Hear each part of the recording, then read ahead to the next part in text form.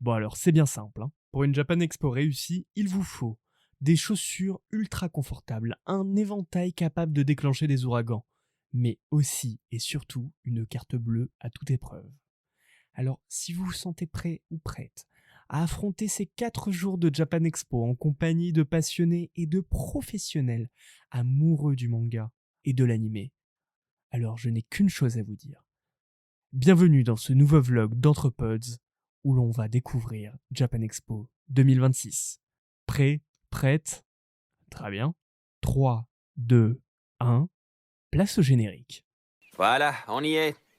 Alors on arrête de blablater et on se met au travail. Ouvre grand tes oreilles, c'est important. Je suis pas bête, je sais que ça va pas être facile. T'as pas besoin de prendre des notes pour ça, enfin.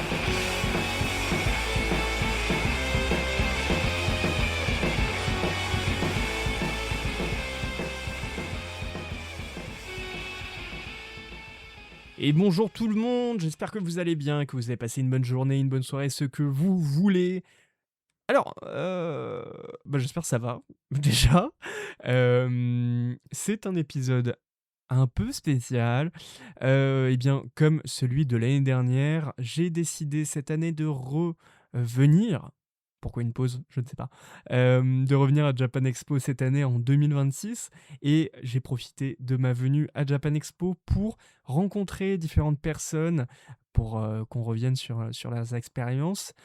L'objectif cette année, c'était de rencontrer différents types de professions, de passionnés, etc. pour avoir le plus grand éventail d'expériences. Je me permets de faire ce petit message d'introduction car vous allez l'entendre.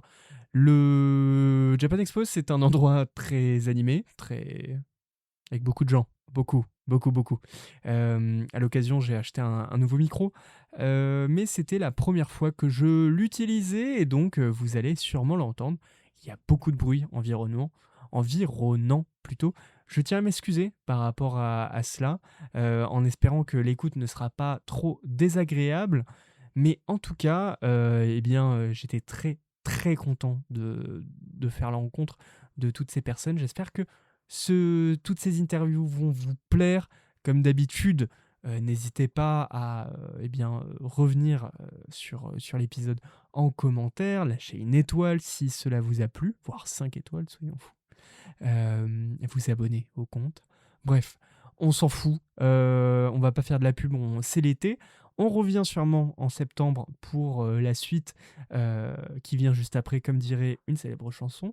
Je vous souhaite un excellent moment, une excellente écoute. Et puis, à de suite.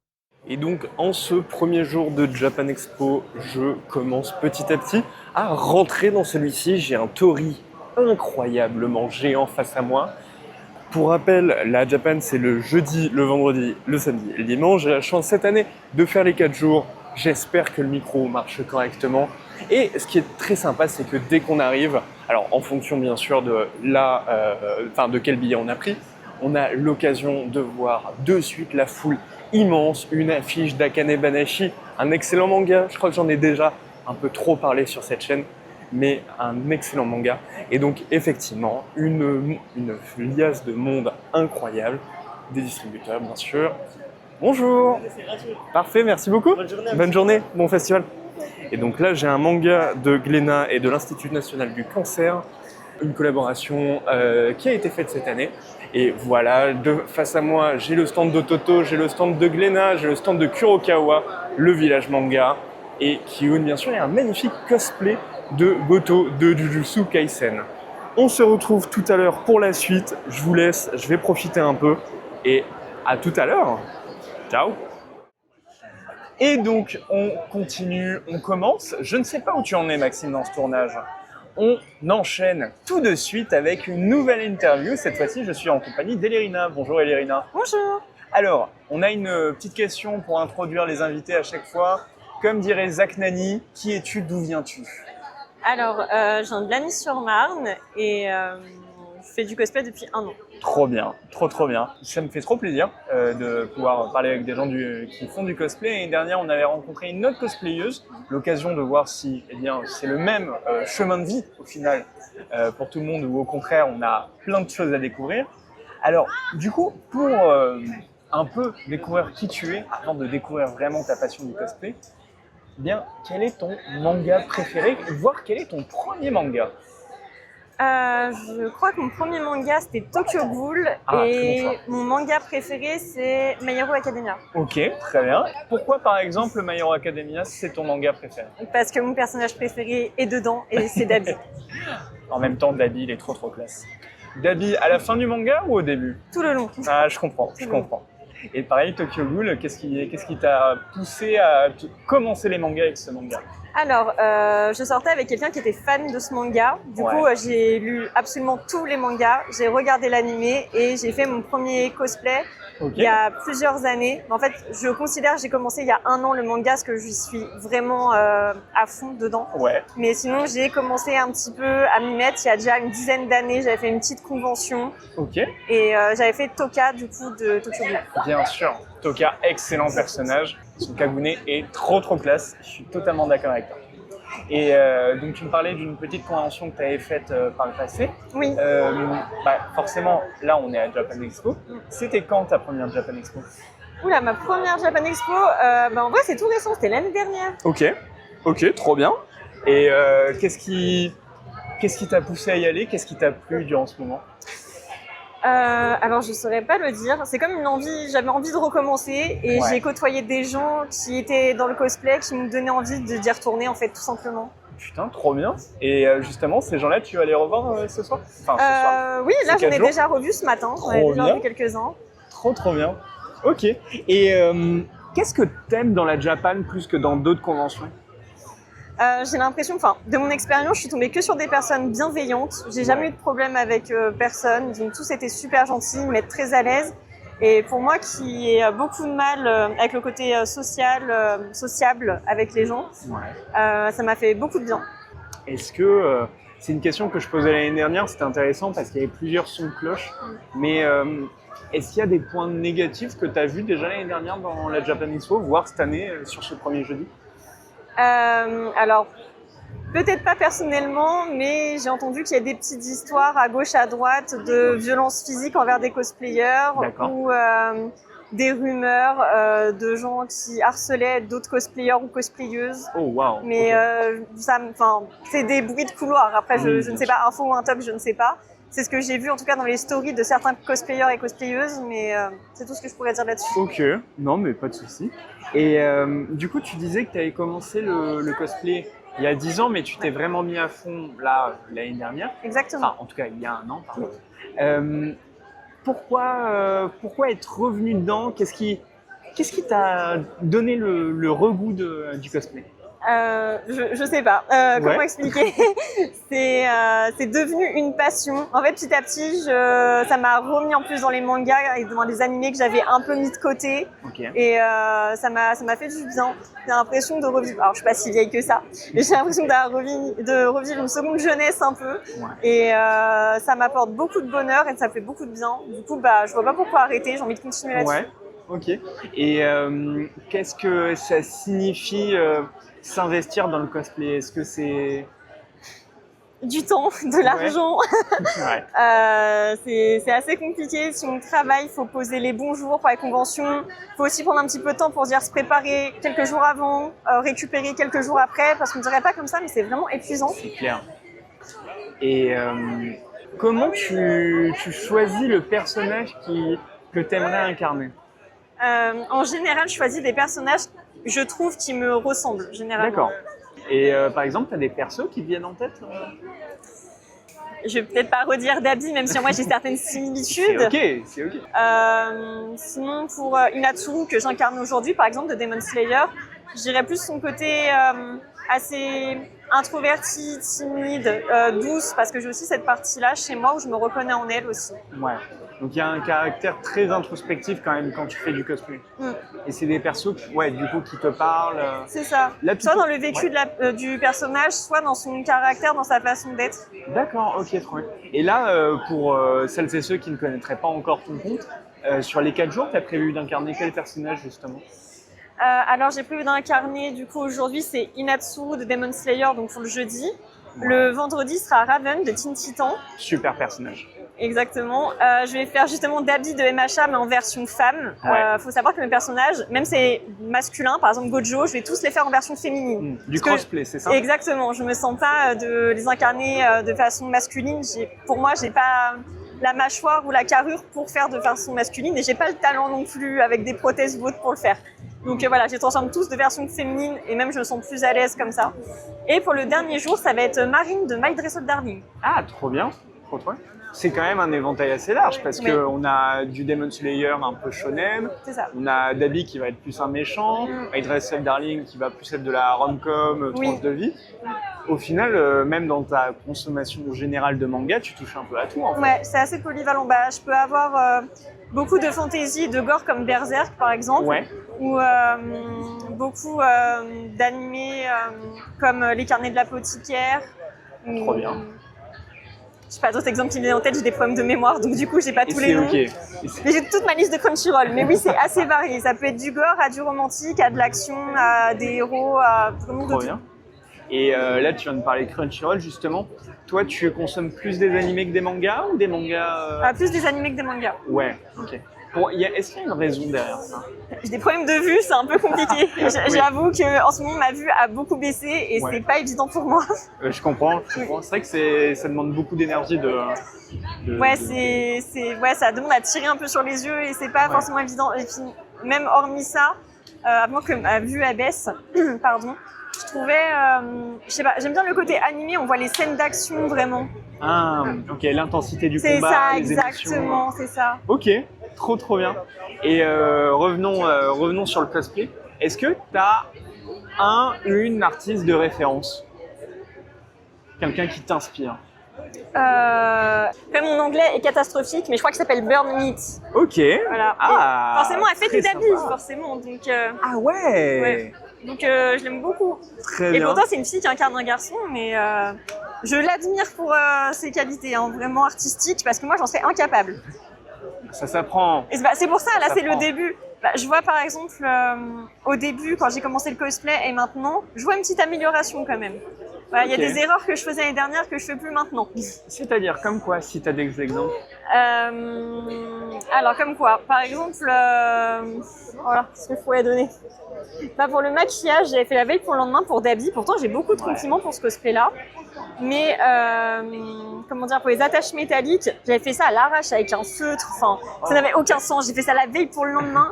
Alors que là, j'ai demandé des conseils à d'autres cosplayeuses qui ont fait ce personnage, par exemple. Et elles m'ont dit d'acheter, par exemple, du fil de fer 2 mm avec du latex. Mais vu que je suis allergique au latex, je sais que je ne suis pas la seule, elle m'a demandé d'acheter un autre produit, de la gum glue, je crois, ou quelque chose comme ça. J'ai plus le nom, gum liquide, il me semble. J'ai plus exactement, on excusera mes pertes de mémoire. Mais voilà, j'ai réussi à communiquer avec d'autres cosplayers, cosplayeuses pour avoir des alternatives ou à m'aider à créer des petites choses comme ça, des petits accessoires. Incroyable, ok. Et justement, prenons le cosplay de Dabi. Combien de temps ça peut te prendre pour faire une préparation totale? Alors déjà, il faut savoir que j'ai pas le talent pour tout créer de A à Z moi-même. Du coup, j'achète la majorité de mes cosplays.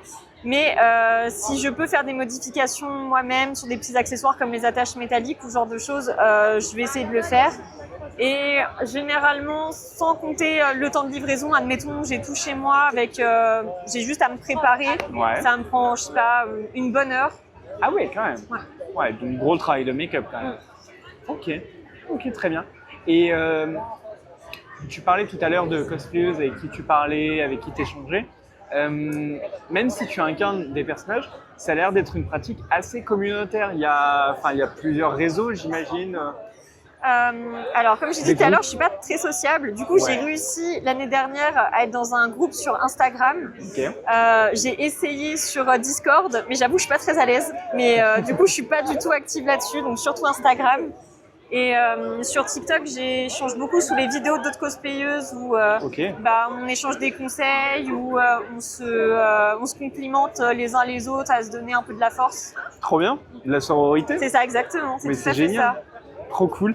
Et oui, donc tu disais tes collègues, tu as pu les retrouver ce matin, tu vas C'est pouvoir ça. les retrouver tout autour. Mais j'ai remarqué quelque chose dans le cosplay. Ouais. Généralement, c'est des amis que de conventions et de cosplay. Ok. C'est pas des amis qu'on va se faire tout le long de l'année. C'est-à-dire que l'année dernière, j'ai réussi à me faire des amis. Et en fait, je les revois cette année, 1 an plus tard. Et on n'est que des amis de convention où on va se revoir comme si on s'était quitté hier alors qu'il y a eu 1 an qui s'est passé. Trop drôle. Et j'ai remarqué, je suis pas la seule. Il y a beaucoup de cosplayers avec qui ça fait ça. Mais c'est vrai que je prends la Japan Expo comme exemple parce que c'est ce que je connais.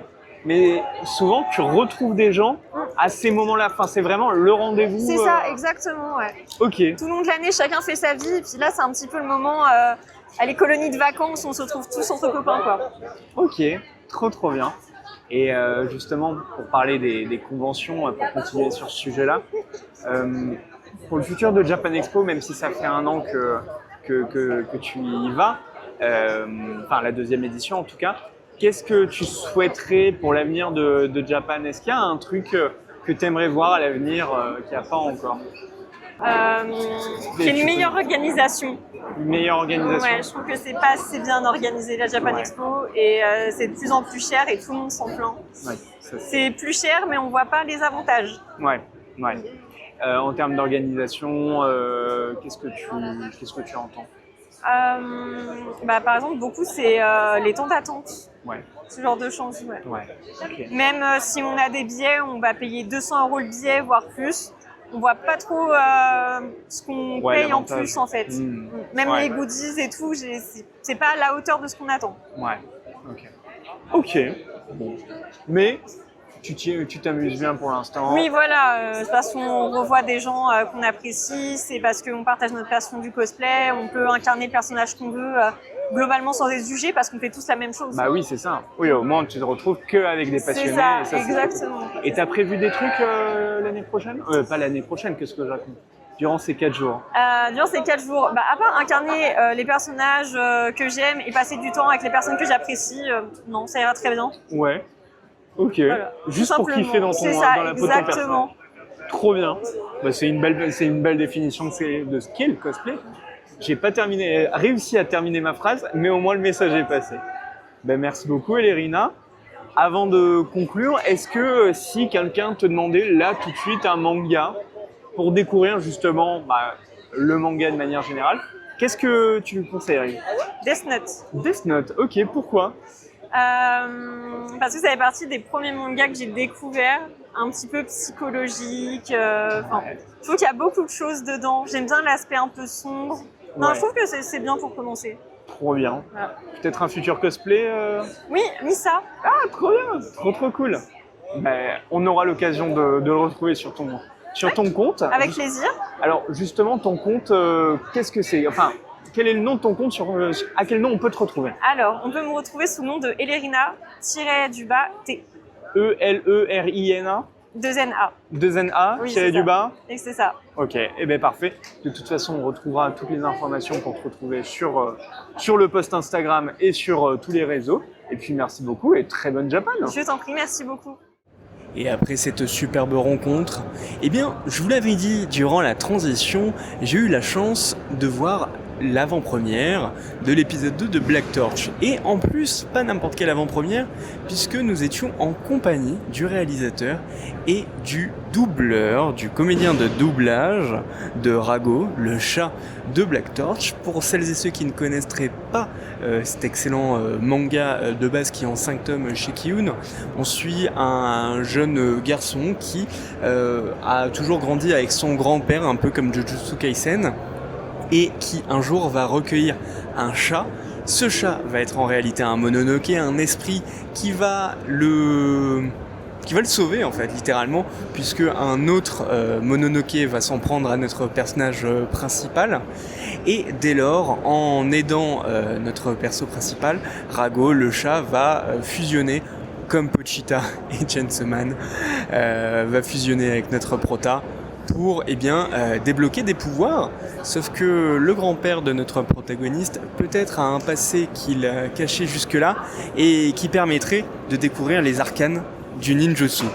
Un animé donc qui a commencé cet été, qui est extrêmement sympa malgré des contraintes techniques, et c'est ce que nous a expliqué justement le réalisateur de ce manga, enfin de cet animé. En effet, durant une quarantaine de minutes, on a pu découvrir un peu les coulisses de la production de cet animé, et j'ai beaucoup aimé parce que a été abordée la question des enjeux. En effet, on a eu deux points de vue, celui du réalisateur, celui du comédien de doublage, et le réal était assez franc avec nous en nous expliquant que le studio qui réalisait cet animé était assez récent, et pourtant il en était très fier parce que de par le caractère récent justement du studio, en fait ça a permis d'avoir une équipe assez jeune, pleine d'ambition, pleine de détermination, et aussi alors, est-ce que c'était un avantage ou non? Pas réellement selon le réalisateur, mais aussi d'avoir une équipe internationale. Je vais quand même nuancer mes propos. Il en était très content du caractère international de cette équipe, mais dès lors, il y avait des contraintes techniques de plans, d'heures, enfin, en gros, tout devait être millimétré. D'autant plus que, de ce que j'ai compris, le début de la production s'est fait durant le Covid, ou en tout cas, les conséquences du Covid ont été réelles pour cet animé, puisque le doubleur lui expliquait que c'était très compliqué désormais de tourner à plusieurs, et dès lors on perdait une partie de la magie. Mais pour autant, l'enjeu réel de cet animé, c'était d'adapter 5 tomes à nouveau, en seulement 12 épisodes. Dès lors, il nous expliquait vraiment qu'il y a eu une vraie réflexion sur la question du tempo et celle du rythme. En gros, comment condenser 5 tomes, je me rappelle plus combien de chapitres, mais on doit être autour d'une cinquantaine, comment condenser tous ces chapitres en un nombre réduit. Mais c'était pas réellement un problème pour eux, parce que il a fallu couper certes quelques dialogues, mais ils étaient tellement impressionnés par la qualité graphique du manga de base que c'était évident de faire cet animé, sachant que le mangaka a vraiment été très présent durant la production, notamment sur la partie de la conception des personnages, du chara design, et de la même manière hyper présent sur les enregistrements. Il avait vraiment à cœur d'être le plus fidèle à son matériau de base, forcément à sa création, et du coup il a vraiment pu donner ses intentions, son avis, etc., ce qui était génial. D'autant plus que apparemment la 3D a été un vrai élément d'innovation pour l'équipe. Ils en étaient très fiers. Et donc voilà, suite à la conférence, on a pu découvrir ce tome 2, pas du tout, cet épisode 2, où il y avait beaucoup de blabla quand même, pas beaucoup d'action. On sent que pour le coup c'était un épisode de rush où il fallait tout mettre en place, mais très content de voir ce manga que j'avais énormément apprécié à sa sortie être animé, avoir une voix sur nos personnages. Donc quid de la suite et quid de la suite, on le verra justement dans les prochaines semaines à venir. D'ici là, j'espère que le manga va reconnaître une vague de succès, parce que à nouveau, franchement, foncez, c'était trop bien comme expérience, comme manga. Certes, la fin était un peu rushée, mais c'est toujours un plaisir, d'autant plus que si vous avez aimé son travail, vous pouvez retrouver l'auteur avec le manga qu'il a écrit juste après, Earth Gear. Il me semble qu'il vient de finir également chez Kiun. Bref, c'est un plaisir, mais ça, je vous laisserai le plaisir de le découvrir juste après. Et donc, on continue notre épopée Japan Expo-esque ou je ne sais quoi, avec deux nouvelles personnes. La première, vous la connaissez forcément, elle est déjà passée sur ce podcast. Son nom, c'est Chaya, une autrice. Bonjour Chaya. Coucou. Aya, je préfère en Aya. fait. Ben oui, pardon, excuse-moi. Aya. Et de l'autre bout du micro, j'ai Christophe. Bonjour Christophe. Bonjour. Alors, j'ai une petite question avant de commencer nos échanges. L'un et l'autre, comme dirait Zach Nani, le streamer, d'où venez-vous et qui êtes-vous? Alors, nous venons de très loin, du sud de la France, à côté de Toulouse, à Gaillac, dans le Tarn. Très bien. C'est un endroit magnifique, faut venir. Il y a du bon vin. Voilà. C'est un bon argument. Oui, c'est un argument évident. Alors, nous venons tous les deux de là-bas, parce que nous sommes de la même famille. Exactement. Voilà. Je suis une Nepo Baby de l'édition. C'est un business family. Sur plusieurs Je suis la fille de générations, il me Bolloré. semble. Au moins deux, du coup. Oui, voilà, sur Au deux moins deux. générations. Parce que mon épouse aussi travaille dans l'entreprise. Et c'est du népotisme total. Totalement. Non, mais on n'a pas honte de le dire. Et c'est une belle aventure familiale, en fait, surtout. Et oui, parce que pour celles et ceux qui ne vous connaîtraient pas, vous êtes le directeur de deux magazines, Geek Junior et Otaku Mag. Exactement. Très bien. Voilà, deux magazines qui existent, Geek Junior depuis 6 ans. Ouais. Et Otaku Manga depuis 4 ans. Ce sont deux magazines qui sont destinés aux adolescents. Ouais.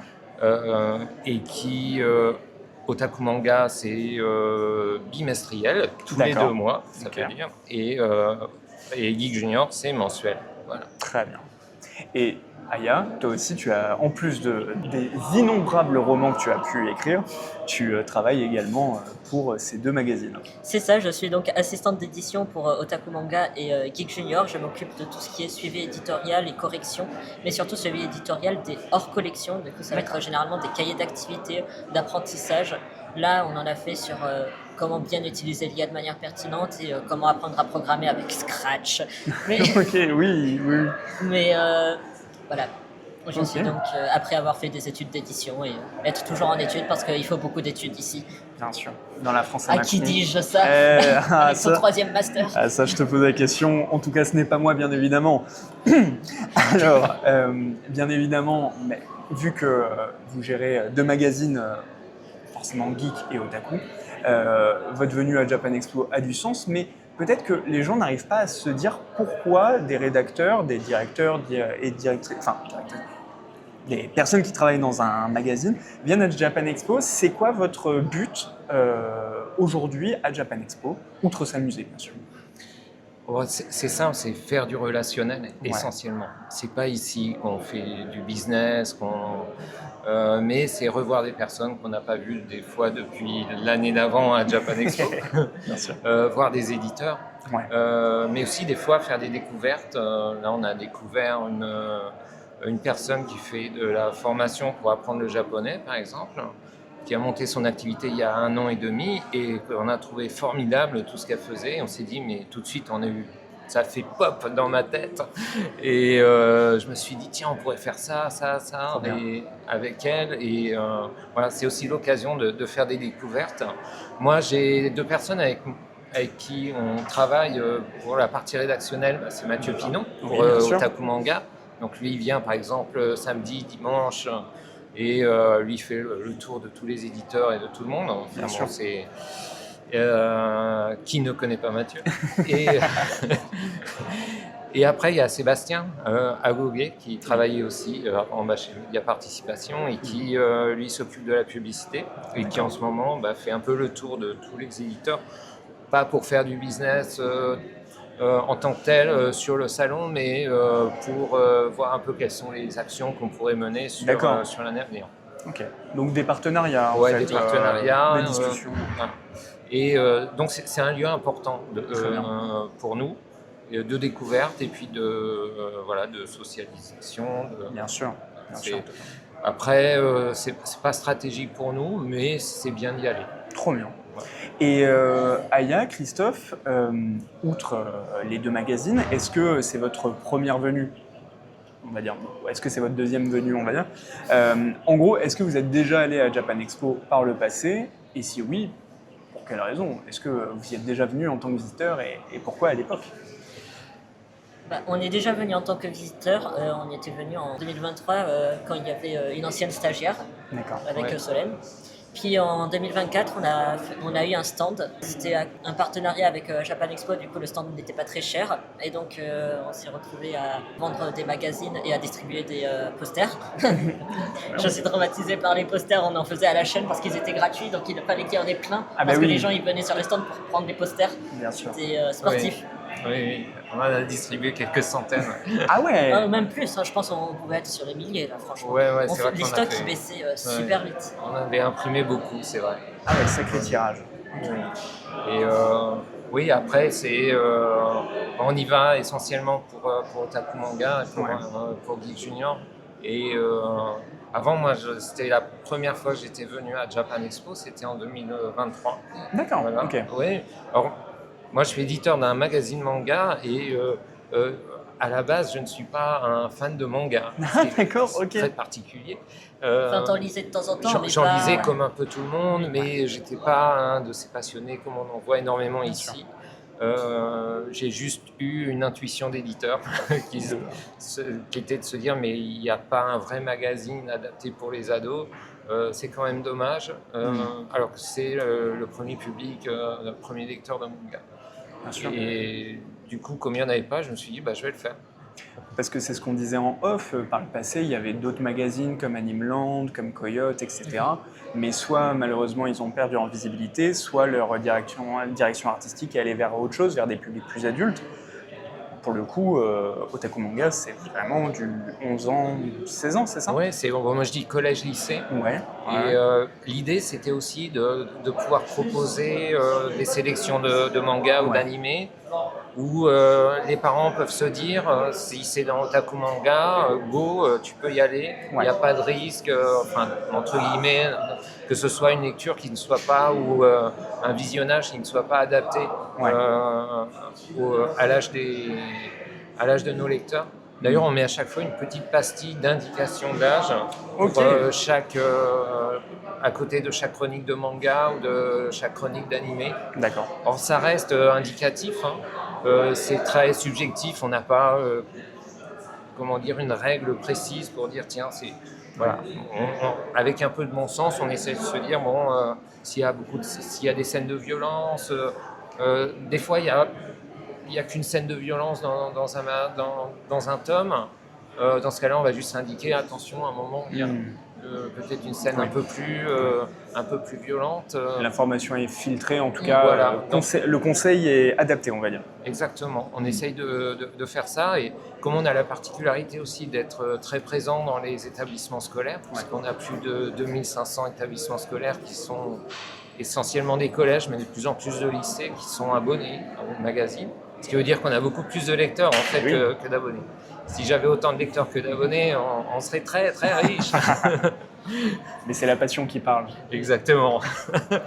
Mais eux aussi, on s'est dit qu'il fallait que le magazine serve de guide de lecture pour eux, pour se dire tiens, je peux aller sur cette série pour le mettre en rayon, pour le proposer aussi aux utilisateurs de la bibliothèque ou dans les CD. Très bien. Et toi, Aya, en plus du magazine, on l'a dit tout à l'heure, tu es autrice. Est-ce que déjà on t'a reconnu durant ce salon, et est-ce que, vu que tu fais aussi des salons en tant qu'autrice pour des dédicaces, etc., ton expérience de salon est différente en tant que visiteuse et en tant qu'autrice, ou pas du tout, tu vois la même? Au niveau de l'expérience de salon, je pense que oui, c'est sûr que c'est différent. Je ne sais pas s'il y en a un qui est plus fatigant que l'autre. Je pense que physiquement, dans le sens marcher, bouger et tout, en tant que visiteuse, c'est forcément plus fatigant. Je pense notamment à Montreuil, où j'ai tendance à y passer souvent 3 jours, des choses comme ça. Enfin, j'y vais souvent et c'est très crevant. Alors que quand on est en dédicace, même si ce sont sur des créneaux longs, par exemple, c'était au Festival du Livre de Paris, à un moment, j'avais eu une dédicace de 4 heures, c'était immense. Et sur la fin, j'étais épuisée, je faisais des blagues douteuses avec l'autre autrice avec qui j'étais en dédicace. Mais physiquement, ça allait, c'était surtout juste mentalement, on sentait que c'était sur la fin, quoi. Donc sur ce point, je pense que c'est vraiment... les deux sont tout aussi crevants, mais pas toujours de la même manière. Et il n'y a pas spécialement de monde qui m'ont reconnu ici. Il y a eu une autrice qui m'a reconnue parce que j'étais allée au stand de sa maison d'édition et que j'avais fait à un moment une chronique sur les réseaux sociaux de son livre. Et donc, elle m'a reconnue pendant que je faisais la queue et elle m'a parlé. Mais c'était pas par rapport à mon activité d'autrice. Mais par contre, quand je vais à des salons qui sont pas manga, mais des salons qui sont beaucoup plus littéraires, là oui, on me reconnaît beaucoup plus. Ok, très bien. Et question pour vous deux, mais sur les années où vous êtes venus, qu'est-ce que vous aimez avec ce salon? C'est quoi le truc qui ressort? Ouais, c'est le côté diversité, les gens qui s'habillent un peu n'importe comment, comme ils peuvent. Et voilà, c'est le côté bienveillant aussi de ce salon que j'aime beaucoup. Et puis il y a un peu de tout, il y a des éditeurs de manga, à côté de ça il y a le village des créateurs, il y a énormément de choses, il y a de tout aussi. Et c'est ça il y a une vraie diversité. Après, bien sûr, ça reste une grande foire en fait. Il y a un côté très commercial, bien sûr. Mais il y a aussi plein d'animations. Il y a des débats, il y a des concerts. En fait, tout le monde peut y trouver son compte dans le Japan Expo. C'est pour ça que ça rencontre et ça continue de rencontrer un grand succès. Trop bien. Et toi, de ton côté, Aya, est-ce qu'il y a... J'aime beaucoup l'ambiance, surtout... en fait, oui, les personnes, je trouve qu'elles sont généralement quand même super sympas.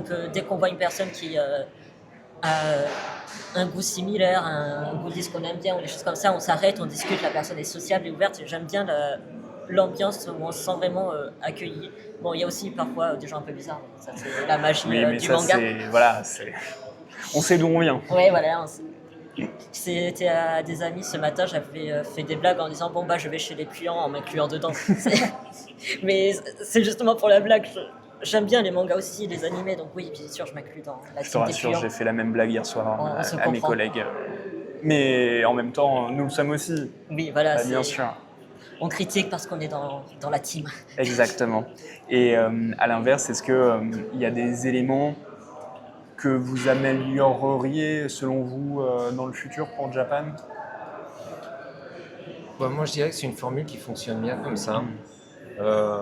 Même cette année, alors qu'il fait très chaud, ils ont réussi, par je ne sais quel miracle, à faire que ce ne soit pas un enfer à l'intérieur de Villepinte et des salles d'expo. Donc non, ça se passe bien. Je pense que après, ça serait intéressant que finalement les éditeurs aussi soient là plus pour expliquer leur métier, par exemple. Oui, c'est vrai. Et qu'il y ait des espaces pour ça, pour expliquer pourquoi on choisit tel ou tel manga, quelles sont les problématiques qu'on rencontre avec les éditeurs japonais.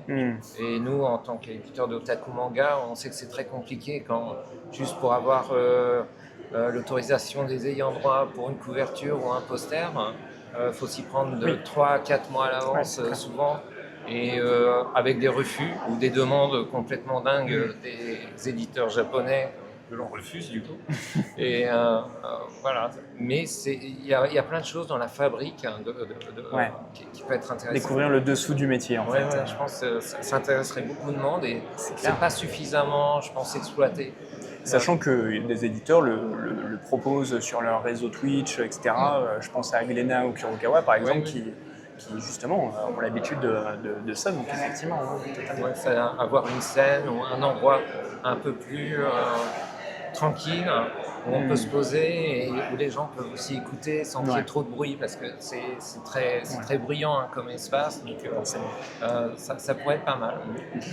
Très bien. Et toi, de ton côté, Aya, s'il y avait quelque chose à améliorer, ce serait quoi? Franchement, je sais pas trop parce que j'avoue que c'est le genre d'événement où c'est tellement bruyant, il y a tellement de monde et tout que je mets un peu de côté mon cerveau et juste je vis la chose et l'endroit sans trop me dire faudrait changer ça parce que sinon je vis sans trop réfléchir parce que sinon c'est très crevant. Ah oui. Ok, très bien. Et pour terminer cette interview qui était passionnante, merci beaucoup pour votre participation. Tous les deux, si vous aviez un manga à recommander, quel qu'il soit, soit pour quelqu'un qui veut découvrir le manga, soit votre manga préféré, ce serait quoi? Aya, par exemple. Je vais avoir l'air obsessive si je dis Shiwazan Tagai. Tu as le droit de dire Shiwazan Mais Tagai. je le pense très très fort, surtout avec la bande-annonce de l'animé là, le week-end Ouais. dernier. C'est vrai que l'animé va être incroyable, sachant que à nouveau, hein, en mode chippy, mais on aura du Nirvana pour l'opening, et ça va être Ça va super. être génial. Mais j'espère qu'il y aura la cover de Creep. Ah ouais, ça ça serait incroyable. serait super. Je sens qu'on va avoir les palmes. Et toi de ton côté, Christophe? Bien, c'était le manga que j'étais en train de lire dans le RER quand j'arrivais, c'est The Marshall King. Ah, je connais pas du tout. Qu'est-ce que ça raconte? C'est le nouveau manga comment on appelle ça, Boki. Ah, de Boichi, oui. Eh oui, ok. Voilà, chez Doki Doki. Ouais. Et il y a un côté Sergio Leone. Ok. Dans un univers western steampunk. Ok, ça m'intéresse. Complètement barré. Ouais. Et avec des dessins incroyables. Il y a des planches à tomber par terre. Ok. Le côté fan service de l'auteur, il l'a mis un peu de côté justement. Super. Ok. Et ça fait du bien finalement. Ouais. C'est pour ça qu'on l'a chroniqué aussi dans Otaku Manga.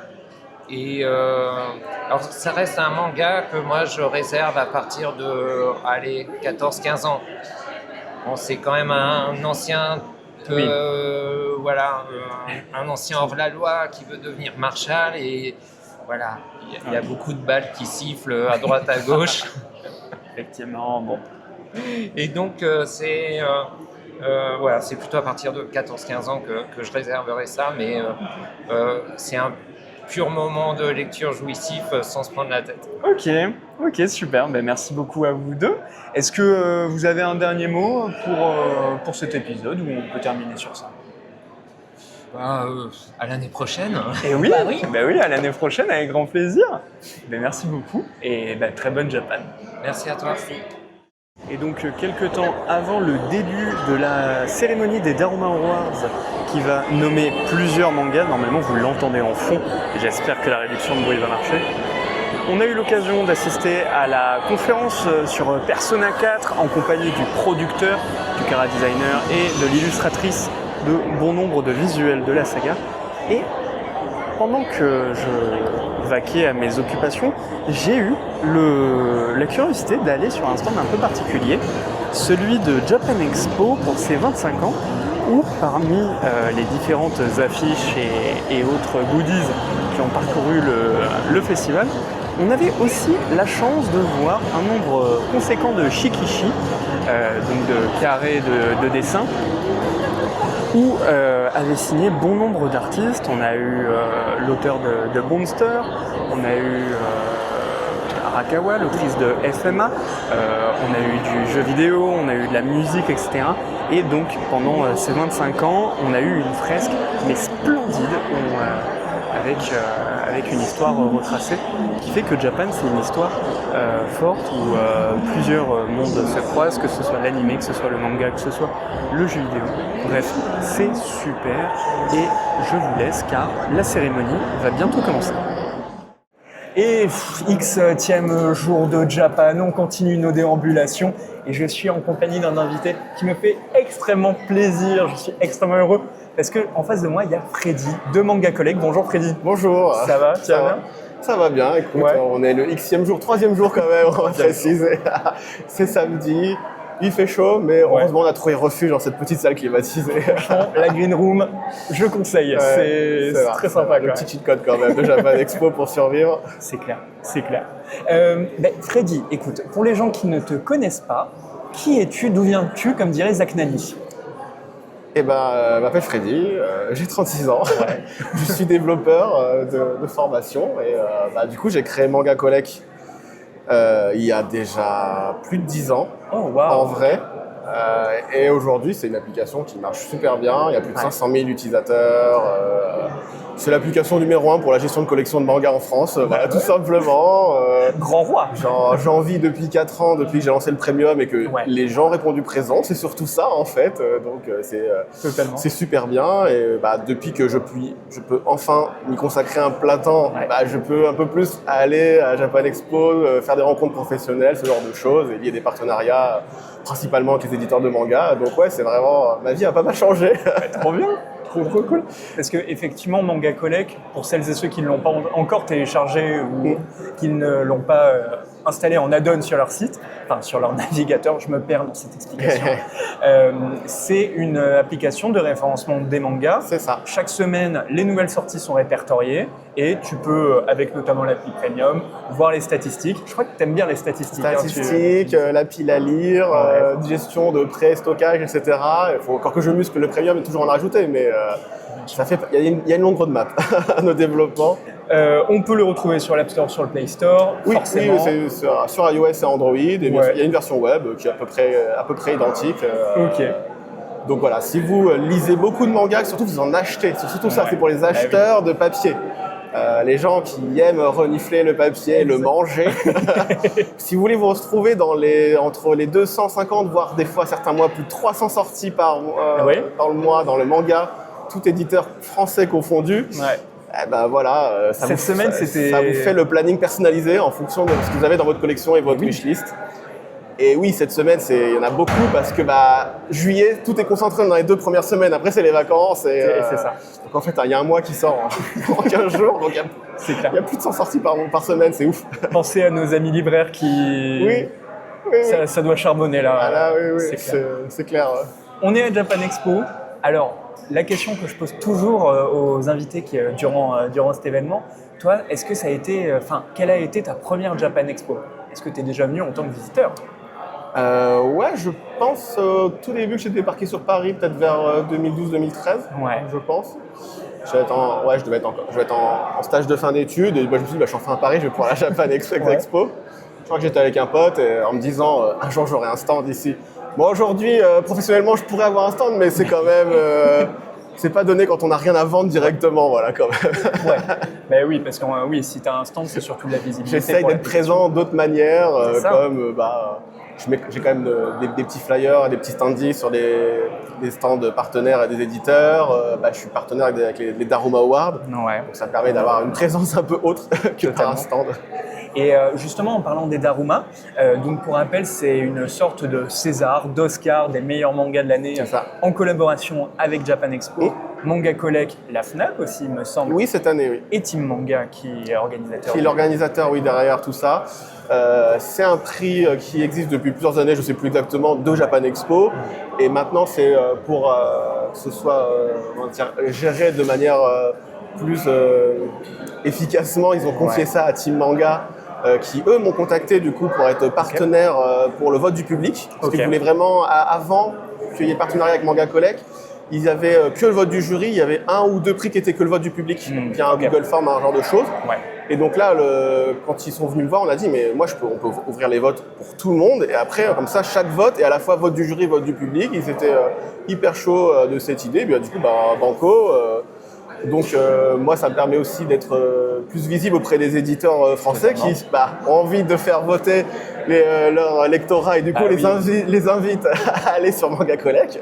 Donc pour moi c'est quand même bénéfique parce que les gens qui vont suivre les éditeurs français sur les réseaux sociaux, c'est quand même mon public vu que je sais que c'est des acheteurs de manga. Parce que des fois c'est compliqué de bien cibler les acheteurs de manga. Parce que je parle même pas des lecteurs de scan, mais il y a aussi beaucoup de gens qui regardent que les animés et c'est cool aussi, on adore les animés en manga, mais c'est un public qu'on peut confondre des fois. Totalement, je ne vais pas dire que c'est 2 communautés différentes, mais il y a des sphères qui se rencontrent en tout cas. C'est compliqué de vraiment cibler les gens qui achètent régulièrement du papier, on va dire ça comme ça. Exactement. Et tu me le disais, toi tu n'arrives pas au moment de la présélection, tu arrives justement au moment des votes. Comment ça se passe côté Manga Collect pour ces Daruma? Moi je les aide à faire, moi vu que j'ai une base de données de tout ce qui est sorti dans les années, je les aide par rapport à leurs critères de sélection de dire les séries qui ont un tome 1 paru les 3 dernières années, comme ça je ressors un export tout fait. Et après ceux qui font la présélection avec un jury restreint, moi je reçois du coup les 20 catégories fois les 8 votes enregistrés pour ouvrir ça au public. Et après, je leur retransmets, et puis après, ils font les comptes avec le jury. Moi, je fais aussi partie du jury, en plus à côté, mais je sais pas combien on est exactement. Juste un Google Form. Le but, c'est qu'il faut être le plus nombreux possible pour qu'il y ait...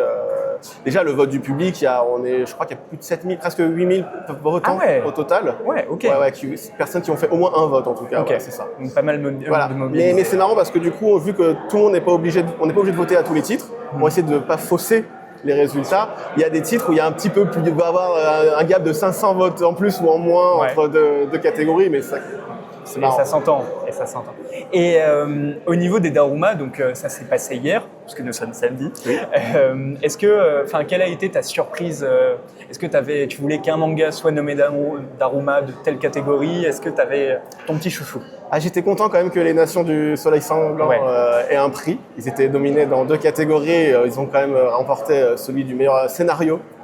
Ce qui est clairement pas mal. C'est clairement pas mal du tout. Ça fait quand même bien plaisir aussi pour des éditeurs qui ont peut-être un peu plus de mal des fois à être présents, un peu plus petits sur ce genre de prix. Les éditions Akata. Oui, les éditions Akata. J'ai été surpris pour le prix du patrimoine pour Gen aux pieds nus. Oui, c'est une nouvelle édition de Gen d'Hiroshima qui avait déjà plusieurs, etc. Sinon, Bloom, j'ai pas surpris du tout. On a vraiment à la fois l'animé. Bloom qui a été le tractopelle. Ah oui, c'est pas surpris du tout. Il aurait même presque pu gagner le meilleur manga de prix de fin. Et finalement, c'était Mujina Into the Deep. Plus surpris à la rigueur sur celui-là. Ouais, effectivement. Je m'y attendais pas aussi. Sans trop en dire, je pense que c'est le jury qui a beaucoup joué. Et parce que pour vous dire, les votes du public, c'était très dispersé pour le coup. Ah d'accord. Assez dispersé, ouais. Donc, parce qu'on avait quand même Ichi the Witch qui a connu un lancement en grande Alors pompe. du coup, il a pu être nominé parce que du coup, cette année, au lieu de s'arrêter au 31 décembre 2025, on a inclus jusqu'à avril 2026, sinon il n'aurait pas été nommé. Et c'est vrai que vu que les Daruma ont lieu en juin, les gens ne comprennent pas toujours. Il y a ça, pourquoi il n'est pas dans la sélection? Oui, mais il est sorti en janvier, mais il n'était pas censé. Donc là, en étendant un petit peu la fenêtre, il a pu être inclus et être nommé, mais c'était serré avec Agoramachi quand même. Forcément. C'était un peu serré. Je sais que l'année dernière, par exemple, justement, les gens ils n'ont pas compris dans la fabrication pourquoi il n'y avait pas l'atelier de sorcier qui était nommé. Oui. Parce qu'en fait, il était à janvier pour Angoulême. Là, cette année, il était nommé et il a remporté le prix de la meilleure fabrication. C'est le prix que j'ai pu remettre sur scène, justement, aux éditeurs Pika. Et moi, il y a une phrase que tu as dit sur scène que j'ai beaucoup aimée et que tu as redit en début d'épisode, c'est que même si le numérique, même si c'est une application numérique, Manga Collect, t'es un fan de papier, tu manges le papier. C'est quoi ton rapport avec le livre?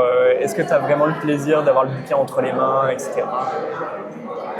Moi je trouve que c'est quand même plus simple. En plus, moi, avec mon métier, mais presque maintenant c'est le métier de tout le monde, on est très souvent sous les écrans. Je trouve que le moment de la lecture, c'est un peu le moment où je peux enfin les lâcher, me poser un peu autrement, lire le soir, ou je ne suis plus trop dans les transports, mais on va dire d'autres éléments. Bon, après, j'ai quand même une tablette quand je suis en vacances parce que le papier, ça va prendre la place. Après, et ça s'abîme facilement. J'ai déménagé récemment et je me suis dit, oulala, ça fait beaucoup. J'ai l'impression d'avoir un transpalette entier juste en livre. Les distributeurs sont fans de ta bibliothèque. Encore, en vrai, je suis pas je suis un petit joueur sur ma propre plateforme, c'est ça qui est drôle. J'ai pas encore 2000 titres. Il y a des gens, quand je parle avec les journalistes et les experts, etc., que je rencontre là, maintenant, depuis que je suis un peu dans le milieu, ils en ont plutôt 4000, 6000, quoi. Ils ont des hangars et des box, ils les stockent. Non, vraiment? Ah oui, il y en a beaucoup qui font ça. On n'est pas sur le même... non, je vois... Quand les gens vous disent qu'ils ont une expertise, c'est pas bon. C'est qu'ils les ont lus. C'est rassurant. Oui, bien sûr. Ah oui, non, mais c'est vrai que le milieu, même s'il y a beaucoup aussi de... Comment dire, c'est pas péjoratif, mais semi-pro, parce que c'est compliqué quand même d'en vivre aussi, tous ces métiers passion, etc. Il y a quand même beaucoup d'experts dans les sujets, les analyses que moi je rencontre et que je me rends compte encore plus en les côtoyant depuis maintenant. Ok, merveilleux. Et sur ton application, mais du coup dans la vie en général, est-ce que déjà, ça a été quoi ton premier manga? Avec quoi tu as commencé le monde du manga? Fullmetal Alchemist. Ah, merci. Merci. Ah, c'est le gros succès de Kurokawa à leur début. Après, moi, j'ai commencé quand j'étais au lycée par les animés. Ok, très bien. Donc c'était les fansubs, etc.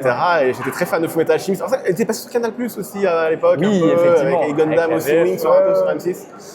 Genre de choses. Même si moi j'étais génération Pokémon, donc déjà quand j'étais à l'école, donc ça c'était, il y avait un petit peu ça, des prédispositions. Quand je regardais l'animé, j'étais pas très fan de la fin, sans savoir que c'était pas la vraie. Donc une fois que quand j'ai appris que, en fait, ça se continue en manga, j'ai acheté les mangas en me disant, je vais avoir la vraie histoire. Et puis, elle était encore en cours, Fullmetal Alchemist oui, totalement. à l'époque. Et après, je crois que mon deuxième manga, c'est Berserk. Ah oui, les classiques un par un. Oui, après, j'étais étudiant, je vais avoir 19-20 ans et je commençais à les lire au fur et à mesure. Mais c'est un petit budget, donc je pouvais pas tout acheter d'un coup, mais j'avais un peu plus de retard à rattraper. Donc Et satisfait de la suite de Berserk là actuellement? J'ai un peu de retard dans les lectures, c'est vrai, j'ai un peu de retard malheureusement, mais je ne peux pas trop en dire. Mais c'est ok. Mais justement, comme ça tu vas continuer à kiffer la série encore et encore. J'aime bien lire plusieurs tomes d'un coup des fois. On est d'accord. J'aime bien faire ça. C'est super. Parce que ça m'arrive très souvent de reprendre le tome d'avant, lire 2-3 chapitres pour reprendre en fonction des séries. Ah oui, parce qu'avec des séries où il y a plus d'un an de oui, pas de retard, même quand on en a plusieurs en même temps, par exemple, je ne sais jamais des prénoms des personnages. Merci. Je me sens soutenu. Donc j'aime bien quand il y a un bon chara-design et que tu peux les identifier directement. Le mec aux cheveux rouges, ouais, bah voilà. Quand c'est en noir et blanc, c'est compliqué, le mec aux cheveux rouges. C'est vrai. Et justement, c'est pour ça que le chara-design est encore plus important quand il n'y a pas la couleur. C'est là où sont forts les enfants, c'est qu'ils se sont dit, c'est en noir et blanc, on va dessiner dessus. Ça c'est... Mais faut pas le faire. Sauf sur les trames en noir, mais... Oui, voilà. Ah, c'est vrai, ça. Et justement, ton manga du moment, ça va être quoi? Du moment? Ouais. Ah, c'est une bonne question parce que c'est vrai que maintenant je lis pas mal, soit c'est CNN et BL. Ah, ok, super. Vraiment, dans la romance, tranche de vie, c'est ce que je préfère maintenant. Un peu ambiance réaliste. Il y a un an, je recommandais beaucoup du Mouvement de la Terre. Ouais. Bon, il est terminé, vous pouvez toujours y aller, c'est vraiment assez incroyable. J'aime beaucoup ce côté science et histoire, même si c'est pas du tout historique, vu que c'est hyper romancé. Oui, bien sûr. J'adore. J'ai même pas encore vu l'animé, qui a l'air quand même très très sympa. Après, du moment, c'est compliqué à dire parce qu'on est déjà au tome 45, mais mon manga préféré, c'est Space Brothers. Et je vous recommande vraiment très très chaudement ce titre, surtout qu'il arrive bientôt à la fin. Et malgré que ce soit un énorme succès au Japon, c'est pas un énorme succès en France, et donc je pense qu'il faut pas tarder. Faut pas tarder à se les procurer. Je sais, 40 tomes, ça fait beaucoup, mais on les mange 5 par 5. Mais voilà, merci. Ça me fait extrêmement plaisir parce que j'allais te demander quel était ton animé préféré, enfin ton manga préféré, pardon. Et Space Brothers, j'ai les 2 tomes, les 2 premiers qui m'attendent à la maison. J'ai très très hâte. Je pense que je vais les relire grâce à toi. Ça. Franchement, j'ai relu le tome 1 il n'y a pas si longtemps. Il y a déjà tout. Si tu accroches un peu aux personnages, l'histoire est vachement bien, mais les personnages sont très très bien. Parce que pour celles et ceux qui ne connaîtraient pas, on est plongé dans l'histoire de 2 frères qui suivent un programme spatial, c'est ça? Alors, il y en a un qui est déjà astronaute du début, c'est le petit frère. Ok, ah oui. Et le grand frère, justement, il avait un peu jamais été au bout de ses rêves, même s'il voit qu'il est très content que son petit frère il soit astronaute. Il y a une petite jalousie quand même qui peut un peu se créer, surtout que il se fait virer de son entreprise, il est ingénieur dans l'automobile et il se remet un peu en question. Et son frère, il lui fait des petits pics, etc. Mais tu te souviens quand on était enfant et qu'on voulait tous les deux devenir astronautes et tout, tu peux le faire, etc. Et du coup, il s'y met à faire tout ce parcours pour devenir astronaute. Et moi, j'aime bien parce que c'est vraiment... Il y a un côté très récit initiatique, c'est un peu comme l'examen d'Hunter, mais c'est pour être astronaute. On est dans un CNN, c'est réaliste, mais c'est assez galvanisant à suivre. Et ça ne s'arrête pas là, l'histoire continue, etc. Il y a des hauts débats de tous les personnages, plus tous les autres de la galaxie qu'on rencontre autour. Il y a aussi un thème de la maladie qui est assez abordé avec une des personnages qui est atteinte de la SLA, donc une maladie qui rend les muscles dégénératifs, etc. Même à la fin, tu as besoin d'assistance respiratoire pour vivre. Et donc, c'est aussi un but. Il y a un autre des personnages qui veut développer un vaccin sur l'ISS, ce genre de choses. Enfin, c'est vraiment assez complet sur les personnages et les enjeux. C'est pas juste de la conquête spatiale pour être sur la Lune et faire des trucs. Il y a aussi quand même le but de faire... on explore vraiment l'ensemble... Et tout le monde est passionné d'espace, évidemment. Et ça, c'est vraiment incroyable. Trop bien. Merci beaucoup pour cette présentation. Forcément, je le mettrai dans les recommandations de l'épisode. Et pour revenir petit à petit sur la Japan, alors forcément, tu es là pour Manga Collect, tu me le disais, tu as pu rencontrer des collègues éditeurs, des collègues du milieu. Mais est-ce que tu as pu aussi profiter des conférences, des expositions En fait, quel a été ton moment marquant de la Japan pour l'instant? Reste demain, mais... C'est comme les Daruma, mais bah oui. J'ai fait quelques expositions, mais j'ai même pas exploré tout le salon, le coin TCG ou le coin jeux vidéo, j'ai à peine pu y aller. C'est un enfer. On peut pas tout faire en fait, même avec 4 jours. Oui, c'est compliqué. Ah bah, le coin cosplay tout au fond, j'y suis jamais allé. Il est sympa. Mais très bien. Et t'as pu. Est-ce que suite à tes 3 ans à Japan avec Manga Collect, tu as pu faire des rencontres aussi marquantes au niveau des invités, que sais-je? Non, d'une manière générale, les gens que je suivais avant sur les réseaux, que je rencontre en vrai. Après, j'ai une petite partie un peu commerciale où il faut que je rencontre les éditeurs pour leur vendre. Regarde, tu peux faire des super pubs sur Manga Collect quand même pour tes lancements. Bah oui. Donc, c'est vrai qu'il y a sur l'application, il y a souvent, en plus des dernières sorties, le coup de cœur. Des sponsors, des contenus sponsorisés. En fait, dans le planning personnalisé, il y a des recommandations automatisées en fonction de sa collection. D'accord. Il y a celle, surtout, il y a un nouvel auteur. Ouais. Ça, elle n'est pas sponsorisée, c'est normal. Par exemple, ça vous dit, Mujina Into the Deep, si vous avez Boni Pun Pun et Inyo Asano, ça vous le met automatiquement parce que vous êtes content de le savoir. Quand vous êtes a priori... la clientèle. Ça, mais voilà, moi, ce que je vends aux éditeurs, c'est aussi de la publicité ciblée dans le planning personnalisé, mais qui soit bien faite, et justement, qui ne soit pas envahissante. Je ne sais pas si vous regardez, mais dans l'application, il n'y a pas de pop-up qui surgit partout. C'est une volonté, mais il faut pouvoir se le permettre aussi. Merci beaucoup. C'est grâce au Premium aussi que j'ai pas des pubs qui sont envahissantes. Donc aussi merci au Premium, même si les publicités financent en vrai le gratuit, plus que... Ok. Donc là, ce que je vends aux éditeurs, c'est publicité ciblée. C'est un nouveau manga qui sort, l'auteur n'est pas forcément connu, mais souvent les éditeurs, ils savent quel lectorat ils ciblent. Je lance un nouveau manga de basket, je vais peut-être cibler Slam Dunk pour Cause Basket et Deep Sui maintenant. Bien sûr, oui. Donc voilà. Et donc, si vous avez un des 3 dans votre collection, ça va être si vous avez aimé Deep Sui, voici ce nouveau manga de basket. Et après, vous le suivez pas, mais c'est un contenu sponsorisé. Vous êtes au courant, au moins, pour s'y retrouver au milieu de toutes ces sorties. Parce que l'onglet planning personnalisé est quand même plus utilisé, parce que l'onglet planning tout, avec 300 titres par mois, c'est compliqué de s'y retrouver. On peut s'y perdre un peu. Il y a l'onglet nouveautés aussi pour voir que les tomes 1 et les one-shot, mais c'est quand même bien rempli. Ouais, c'est vrai que c'est une sacrée base. C'est toujours compliqué de s'y retrouver, donc voilà. Et puis ça permet de financer aussi, de garder une application gratuite. Ouais. Moi, je précise quand même que dans la collection, il n'y a pas de limite à l'ajout. On peut avoir 2000 mangas et on n'est pas obligé de passer au premium. Et oui. Voilà, c'est pas forcément le modèle de mes concurrents sur d'autres trucs. Donc voilà. Donc on s'y retrouve. Trop bien. Et on arrive petit à petit à la fin de l'interview. Mais qu'est-ce qui te plaît autant à Japan? Est-ce qu'il y a un truc qui ressort Franchement, revoir tous les copains, quoi. Ouais. Tout le monde me dit ça. Je pense c'est vraiment ça. À chaque fois que je suis sur un stand d'éditeur, on passe une demi-heure à lire. C'est pour ça que j'étais un petit peu en retard tout à l'heure, désolé. Mais non, mais c'est totalement OK. À 3 minutes près, j'étais exactement pareil. Mais oui. Et on voit pas le temps passer. C'est ça. Puis souvent, je sais pas si tu es d'accord avec ça, mais souvent c'est des gens qu'on voit pas pendant 1 an, et Japan, c'est vraiment le moment. Et même des fois, c'est presque, on s'est parlé par mail pendant 1 an, on s'est pas vu. Moi, c'est ça. Je rencontre les gens, c'est soit une soirée de lancement de manga, soit à la Japan Expo. Souvent, très souvent. Voilà. Non, mais écoute, on est d'accord. Eh bien, écoute, Freddy, je crois qu'on a tout. Est-ce que tu as quelque chose à dire au micro, que ce soit une recommandation, que ce soit un avis général? Remercier tous les utilisateurs d'utiliser Manga Collect. Vraiment, que ce soit en gratuit ou en premium, ça me permet quand même de faire la différence, de pouvoir en vivre. C'est incroyable. C'était mon rêve d'étudiant, vu que c'était mon projet de fin d'études à la toute base. Donc, génial. Ok. Et aujourd'hui, vraiment, je le vis très très bien. Donc ne vous inquiétez pas sur Manga Collect. Le projet est bien géré. Je suis 100% en manette, vu qu'il n'y a pas non plus d'investisseurs.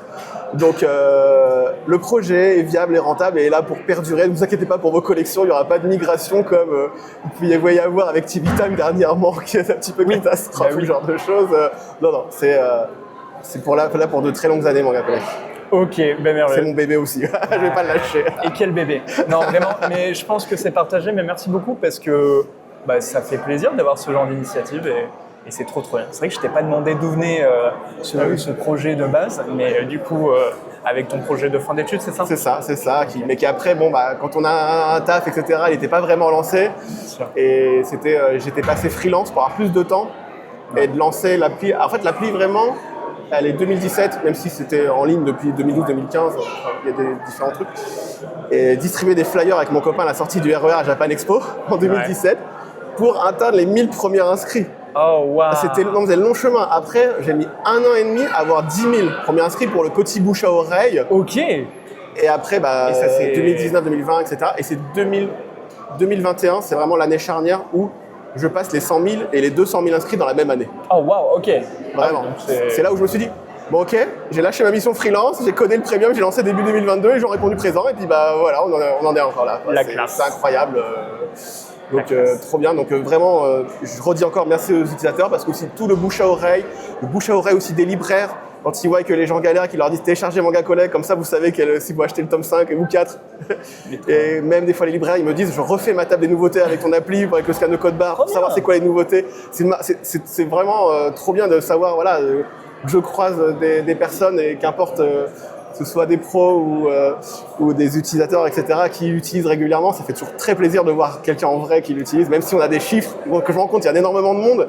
Le vivre sur les salons, par exemple, c'est quand même, ça fait super plaisir tout le temps. Écoute, à nouveau, merci beaucoup pour ces quelques minutes passées ensemble, c'était génial. Merci beaucoup pour l'interview. Avec grand plaisir. On peut te retrouver sur tes réseaux Manga Collect. Tu fais aussi le Top Manga Collect. Oui, l'émission avec Caroline Segara, c'est une émission qu'on fait déjà depuis 3 ans, tous les mois sur les stats, parce que on n'a pas les chiffres de vente, mais j'estime qu'il y a à peu près entre 20 et 30% des ventes manga qui sont ajoutées dans Manga Collect. Okay. Ça permet d'avoir quand même un énorme panel de stats là-dessus. Je crois qu'il y a à peu près 4 millions de mangas qui sont vendus par mois en France. Il y a 2 millions d'ajouts. Ouais. Donc, c'est pas forcément les nouveautés, etc. Il y a de tout. Parce qu'après, des gens qui ajoutent leur collection tout d'un coup. Donc, ça fait, ça fait les chiffres. On va dire, ça permet quand même d'avoir des très très bonnes stats. Je sais que les éditeurs regardent beaucoup, chaque jour les stats aussi pour voir. Ils regardent aussi beaucoup les wishlists. Et c'est vrai que les wishlists dans Manga Collect, c'est aussi un bon indicateur avant les sorties. Donc c'est vraiment toujours intéressant. On fait cette émission en disant bien que les chiffres, c'est pas les ventes, on les a pas, etc. Mais ça donne quand même les tendances. Quelque chose qui a marché, il a marché dans Manga Collect. Oui, c'est ça. Après, pour les flops, c'est compliqué, mais on fait les tops. Du coup, c'est plus compliqué.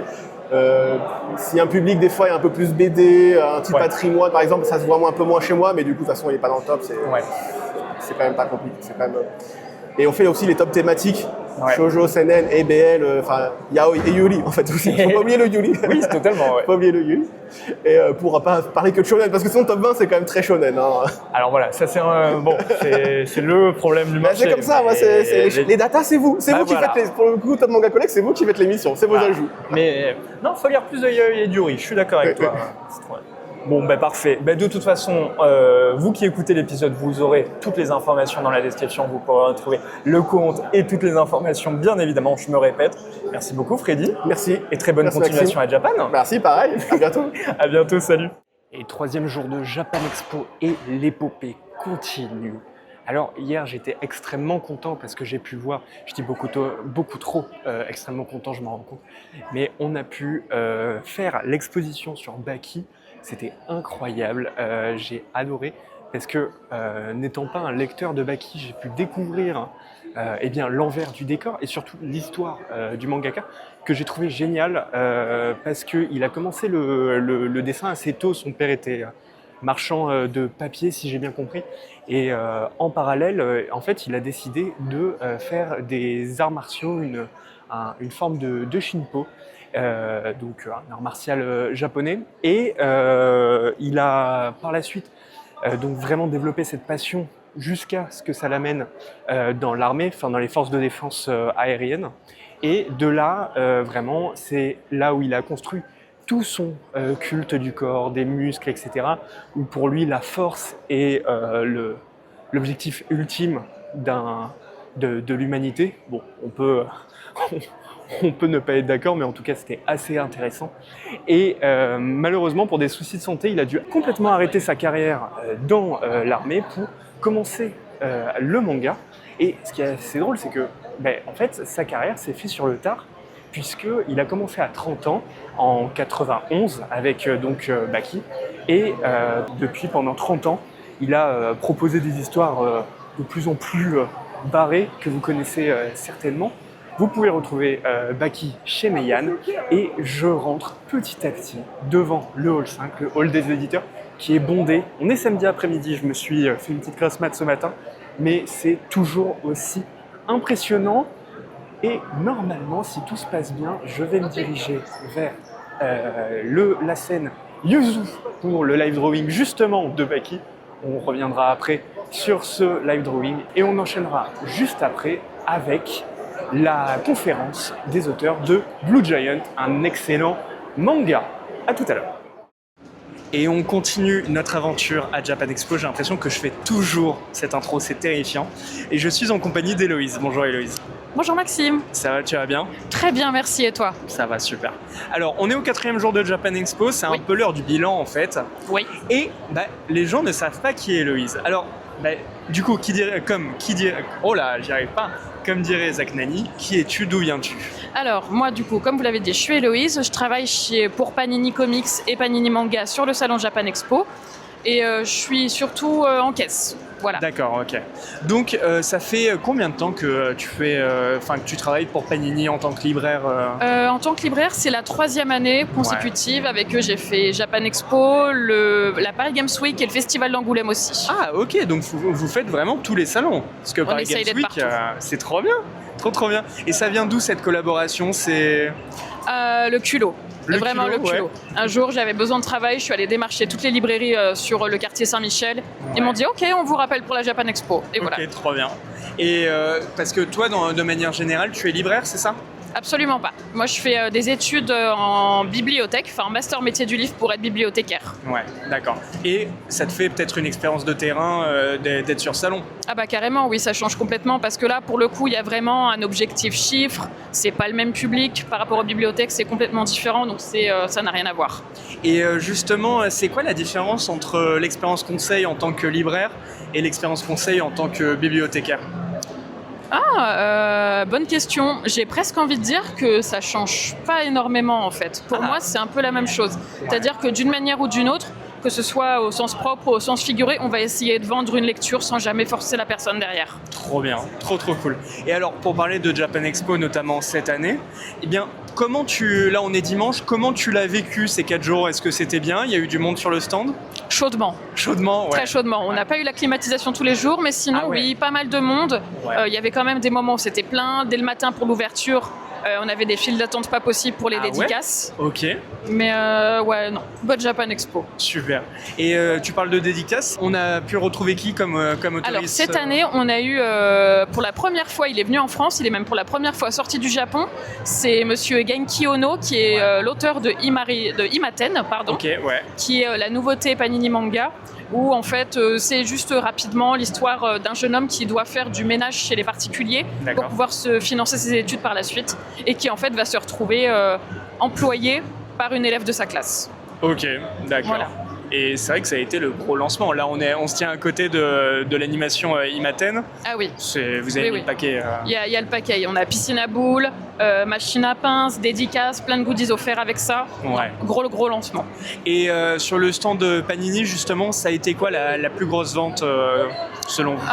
C'est vrai que le Imaten, il est vraiment très bien parti. Après, on a eu pas mal aussi de Vampire Knight. Ah, ok. Vampire Knight continue de très bien marcher, et tout ce qui est City Hunter aussi, Tsukasa Hojo. Le grand classique. L'année dernière, ça devait être quelque chose. C'était l'année dernière, ça a venu. C'était l'année d'avant. On a eu Tsukasa Hojo en dédicace. Ça devait être quelque chose. Exceptionnel. Ouais. Et en termes de fréquentation, tu nous disais qu'il y avait pas mal de queues dès le matin. Oui. Ça va? Vous êtes content des chiffres? Bah écoute, oui, on va pas se plaindre. Hein. Ouais, franchement. Trop bien. On va jamais se plaindre. En même temps, ça s'entend. Et puis c'est toujours cool de faire ça, Japan Expo. C'est l'occasion, je pense aussi, pour toi de retrouver des têtes que ça faisait un certain temps que tu n'avais pas vu aussi. Oui, je travaille toujours avec la même équipe depuis 3 ans, ça se passe super bien, je suis trop contente de bosser avec eux. Alors au cas où, si jamais vous voulez savoir, si je peux le dire, c'est la librairie Pulps Comics qui est rue Dante dans Paris. Super librairie. Voilà. La sélection de comics est très très cool. Ils sont pros, ils sont ultra pros et ils s'y connaissent très très bien. C'est clair. Ils sont trop gentils. Bon, bah, vous savez où aller si vous êtes sur Paris. Et pour finir, si tu devais retenir un truc de Japan Expo, eh bien, que ce soit cette année ou de manière générale, qu'est-ce que ce serait? Qu'est-ce que t'aimes à Japan Expo? La bienveillance. Ouais. La bienveillance des gens, les gens ils savent pourquoi ils sont là, quand ils sont cosplayés, déguisés ou même pas forcément, il n'y a aucun jugement, ça se passe super bien. En fait, on est même plutôt admiratif plus qu'autre chose. Ah, trop bien. Bienveillance, gentillesse, passion. Très cliché, mais ça marche. Ouais, non mais c'est trop bien, ok. Et bon allez, j'ose une dernière question parce qu'il nous reste quelques minutes. Oui. Si tu devais recommander un manga, qu'est-ce que ce serait? En vrai, je suis beaucoup sur City Hunter Cat Size, mais Imaten, c'est une bonne surprise. Ok. C'est une très bonne surprise. Ok. En plus, petite série en 11 tomes en cours... Non, ce sera en France en cours de parution et 11 tomes au total. Ah bah ça va, c'est une petite série. Enfin, une petite série, Voilà. on s'entend. Donc, abordable. Eh bien super. Bah, merci beaucoup Héloïse. Bah, merci à toi Maxime. Et très bonne fin de Japan. Merci à toi aussi. 4e jour de Japan, et finalement 4e Japan parce que chaque jour sur ces 4 jours justement était vraiment différent l'un des autres. Je suis extrêmement content des 4 jours passés. J'ai pu rencontrer plein de copains, c'était trop cool. Ce qui est bien aussi avec la Japan, c'est que, comme je viens de le dire, en fait, d'un jour à l'autre, tu passes, tu fais genre, un truc complètement différent. Hier, donc, j'avais assisté au live drawing de Baki, qui était sympa. Je pense que j'en ai plus appris à l'exposition que durant le live drawing. Mais ça, ce n'est pas grave. Par contre, il y a un moment qui était génial, un vrai petit moment de magie. C'était l'interview des auteurs de Blue Giant, sur lesquels on va revenir tout à l'heure en transition. Mais vraiment extrêmement content parce que les auteurs ont pu parler jazz, donc forcément c'était trop cool. Mais revenir aussi sur tout le process créatif autour donc forcément de la série, mais aussi autour du film. Et ce qui est d'autant plus intéressant avec Blue Giant, c'est que Flavien, qui organisait la conférence, avait eu la brillante idée de mettre des musiques en transition, en introduction, en conclusion, ce qui donnait une vraie plus-value forcément à l'interview. Et aussi, ça permettait d'introduire la question comment dessiner du son, de la musique. Ce que nous a prouvé Number 8, c'est que apparemment pour lui c'est trop facile, puisqu'il nous a livré un dessin, mais incroyable. Un peu jaloux de ne pas avoir réussi à le choper. Mais non, Number 8 est trop fier. Number 8, qu'est-ce que je raconte? Pas du tout. Number 8, c'est le scénariste à partir de Suprême. L'autre auteur, pardon, j'ai plus son nom, nous a montré que il était trop fort. Il était trop fort. Voilà. Donc, encore une fois, qu'est-ce qui nous attend pour Japan Expo normalement, enfin pour ce 4e jour, une journée beaucoup plus chill normalement, mais on verra bien et on enchaîne tout de suite avec la prochaine interview. Énième interview, je ne sais pas si tu seras le dernier, le premier, mais en tout cas, je suis trop content parce que je suis en face de quelqu'un qui représente une maison dont on a un peu l'habitude de parler sur Entrepods. C'est les éditions Naban et je suis en compagnie d'Alexandre. Bonjour Alexandre. Bonjour. Ça va, tu vas bien? Ça va très bien, merci. Bon, parfait. Alors, on est à Japan, je pense que ça s'entend à nouveau avec le bruit qui nous entoure. Déjà, t'as pas trop chaud, ça va? Si, il fait chaud là. Ouais. Clairement, il fait chaud là. En plus, on est dimanche, donc... c'est pas la pire journée de la semaine, mais il fait quand même très très chaud aujourd'hui. Ok, bon, on y reviendra. Alors, les éditions Naban, déjà, est-ce que tu peux les présenter? Combien de temps ça fait que vous existez? Alors, les éditions Naban, elles existent depuis 2019 maintenant. Ouais. Donc du coup, ça fait 7 ans. Félicitations. On fêtera notre 7e anniversaire le 31 juillet exactement. Ouais. Et donc voilà, donc on a commencé petit à petit. C'est mon collègue qui était tout seul à gérer la maison d'édition. Moi, je suis arrivé 2 ans après. Ouais. Et du coup, j'ai commencé à essayer à la communication. Au début, j'étais. Et petit à petit, j'ai commencé à travailler à l'édito. Et aujourd'hui, on est vraiment un duo complémentaire qui travaille sur tout. Trop bien. Et comment tu définirais la DA de Naban? Alors, Naban Édition, à la base, ce que voulait mon collègue Christophe, c'était vraiment des titres tant récents que plus anciens. Vraiment, il voulait mélanger un peu les deux, mais des titres qui ont des thématiques fortes, des titres qui ont un impact, qui sont pas forcément... il y a des fois où il peut y avoir des fins un peu plus ouvertes ou autres, qui ne plaisent pas forcément à tout le monde, mais le déroulé de l'œuvre est hyper important, hyper bien construit, et après c'est à chacun de se faire son interprétation. Il y en a qui n'aiment pas ça ou autre, mais c'est pas grave, après c'est chacun. Mais c'est vraiment des œuvres à thématique forte et des œuvres importantes dans l'histoire du manga, parce qu'il y a par exemple Destination Terra, qui est d'une autrice hyper importante du catalogue, mais également du manga de manière générale, ou même Yoshikazu Yasuhiko, auteur d'Arion, Venus Wars et Jésus. Donc c'est vraiment des petites œuvres comme ça, avec des choses un peu plus récentes et des choses aussi coup de cœur. On fonctionne beaucoup sur le coup de cœur, notamment sur le récent, parce qu'il a commencé la maison d'édition Naban avec Demande à Modigliani, d'Iku Aizawa, qui est vraiment un titre qu'il a découvert comme ça par hasard en discutant avec un éditeur japonais. Et en fait, il est tout de suite tombé sous le charme du graphisme. Et il a dit qu'à même à travers le graphisme, il arrivait juste à sentir en fait les émotions. Donc il s'est dit, ce titre-là, je le veux. Et en fait, quand il a après même lu un peu plus le texte, il a dit, mais en fait, cette œuvre, elle est incroyable. Voilà. Ok. Donc c'est vraiment coup de cœur, titre récent, titre ancien, mais vraiment thématique forte et coup de cœur. Incroyable. Je peux que te rejoindre, étant un bon lecteur de Naban. J'adore vos titres. Merci beaucoup. C'est pas du tout de la publicité déguisée, c'est vraiment juste un lecteur qui parle. Nous, on prend. Ça fait toujours plaisir d'avoir des retours, qu'ils soient positifs ou négatifs, c'est toujours intéressant. De toute façon, vous pourrez retrouver, vous qui écoutez l'épisode, tous les réseaux sociaux de Naban, bien évidemment. Mais on est à Japan Expo et Naban, c'est une petite maison d'édition. On est dans le village manga, justement, qui regroupe un peu, on va dire, des petits éditeurs, en tout cas des éditeurs indépendants. Ouais, indépendants, tout à fait. Pourquoi c'est important pour Naban d'être à Japan Expo ? C'est devenu important dans le sens où ça fait partie de la communication. De manière générale, ça reste vraiment un festival où la communication marche énormément, où on retrouve des gens qu'on voit beaucoup sur les réseaux, mais même des gens qui ne nous connaissent pas, qui sont là juste pour même ne serait-ce que se balader ou autre, et donc du coup on voit que ça a une importance énorme. Donc du coup voilà, et après ça nous aide aussi nous à nous faire connaître, mais à défendre nos titres, parce que des fois nos titres sont pas forcément toujours bien représentés en librairie. Il y a des librairies qui font très bien leur travail là-dessus. Enfin, je ne critique pas les librairies qui nous ont pas. Il y a des endroits où il n'y a pas de souci. Mais ce que je veux dire, c'est qu'il y a vraiment il y a des librairies qui nous soutiennent sans faille, sans problème, et d'autres qui ont un peu plus de mal parce que forcément le lectorat n'est pas forcément là aussi, donc on peut comprendre que les titres ne marchent pas malgré qu'ils nous défendent. Mais ici on peut vraiment défendre nos titres, et vraiment partager notre passion, partager aussi le fait pourquoi on les a sélectionnés. Parce que ces titres-là, comme j'ai dit tout à l'heure, c'était des coups de cœur, donc on exprime vraiment pourquoi on les a pris, pourquoi on les a traduits, pourquoi on les a travaillés, etc. Et c'est là où on peut vraiment montrer notre passion pour ces titres-là. Ouais, bien sûr. C'est une communication directe avec tout ça. C'est tout à fait ça. En fait. Ouais, c'est ça. Et ça fait toujours plaisir parce que ça booste, vu qu'on est que deux et qu'on travaille chacun chez soi, ça fait toujours plaisir d'avoir des gens avec qui parler autour. Ok. Voilà. Et Japan Expo, c'est un endroit où on a pu vous voir sur plusieurs années. Ouais. Là, c'est la combienième année ? Alors là, je crois que ça fait la 4e année, si je me trompe pas. Ok. C'est la 4e année. Donc du coup, ça date on a commencé en 2022, quelque chose comme ça, je crois, très il me semble. Et est-ce que justement là, on est dimanche, bilan de cette Japan 2026, est-ce que t'es satisfait, t'es content de cette année ? De cette année, je dirais que j'étais beaucoup plus content de l'année dernière. Pour le coup, l'année dernière, il y avait un peu plus de fréquentation.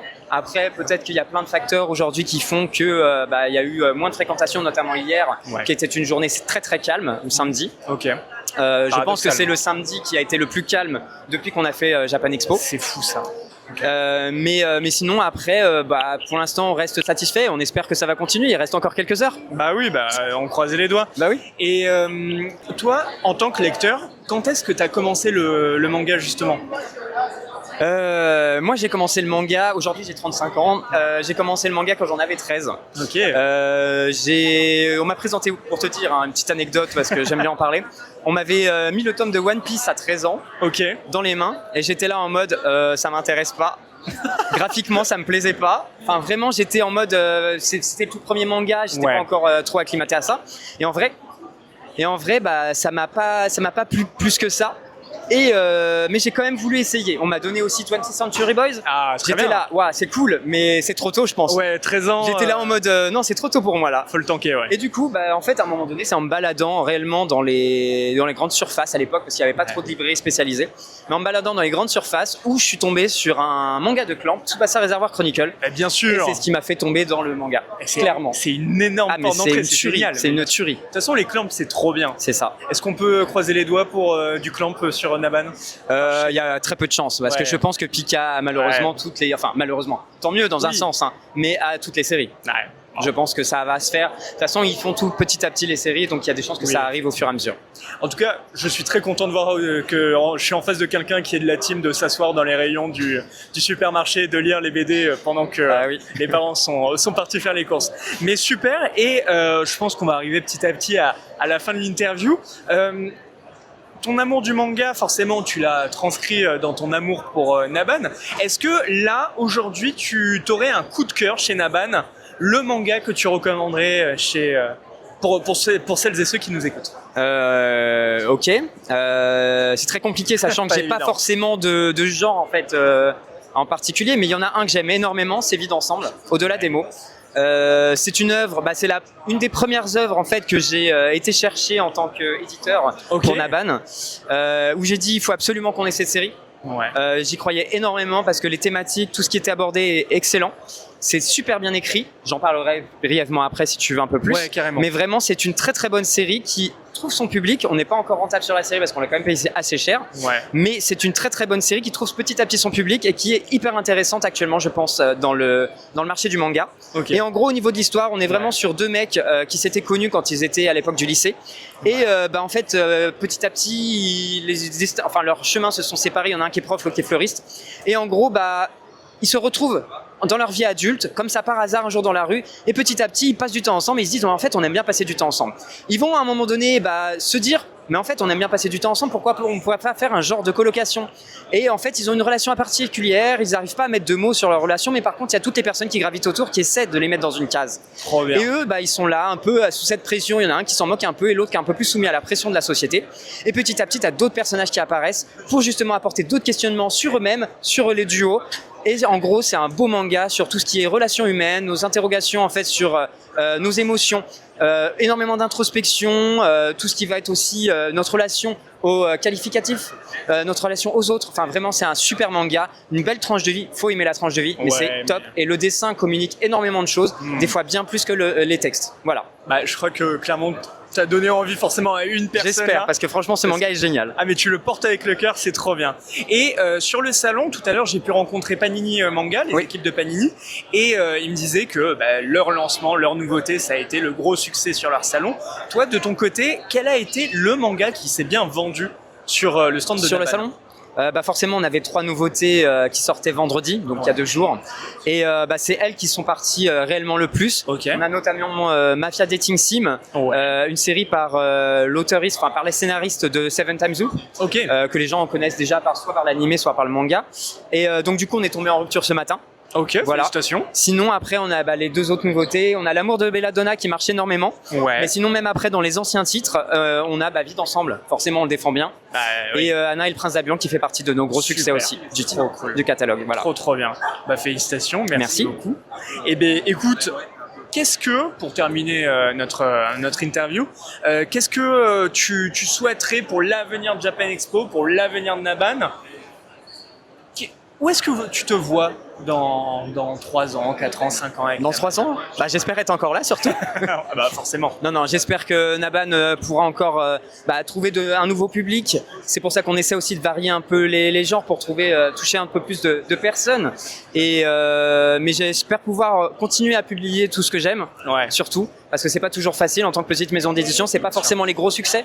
Et des fois, faudra peut-être qu'à un moment donné, on s'en éloigne, qu'on prenne des choses qu'on aime bien, mais qui auront plus de potentiel commercial pour se développer un peu. Mais en vrai, j'espère pouvoir continuer à publier ce que j'aime encore longtemps, et puis qu'on soit encore là d'ici 3 ans, que Japan Expo peut-être baisse un peu les tarifs pour que les gens puissent se permettre justement de profiter un peu plus du salon réellement. Bien sûr. Et peut-être plus de jours éventuellement, et puissent se lâcher un peu plus parce que je sais bien, on le voit bien en ce moment, on sait qu'on est dans un climat quand même assez compliqué, même de manière générale. Et même les gens, ils font tous plus attention à leur budget, etc. Donc, forcément, ils sont plus restreints dans leur choix, mais au moins, ils se font quand même plaisir. Donc, essayez de baisser un peu le prix. Ça serait cool. Ce serait très très cool. Voilà. Mais merci beaucoup Alexandre. Mais je t'en prie. Je te souhaite Avec plaisir. une excellente fin de Japan. Merci beaucoup. Et puis à très vite, sûrement pour des recos de Naban sur tous les épisodes à venir et les épisodes passés. Très bien, merci beaucoup. Salut. Merci à toi. Ce qui est bien à la Japan cette année, c'est que où que tu sois, tu peux faire 10 000 trucs. On a parlé de la conférence Back In, mais il y avait aussi une autre conférence à l'occasion de la sortie de Marshall King, le nouveau manga de Boichi, et du coup qui revenait sur sa carrière. Et vous avez compris, j'adore les expositions parce que ça me permet de découvrir des auteurs qui, de base, vers lesquels je ne serais pas allé. Et là, on est clairement à nouveau sur un auteur que je connaissais forcément avec Origin, avec Dr. Stone, mais vers qui je m'étais jamais tourné. Et Marshall King, c'est peut-être la bonne surprise de Boichi. J'ai toujours été assez frileux avec Boichi parce que ce qu'il fait des fois m'intéresse pas.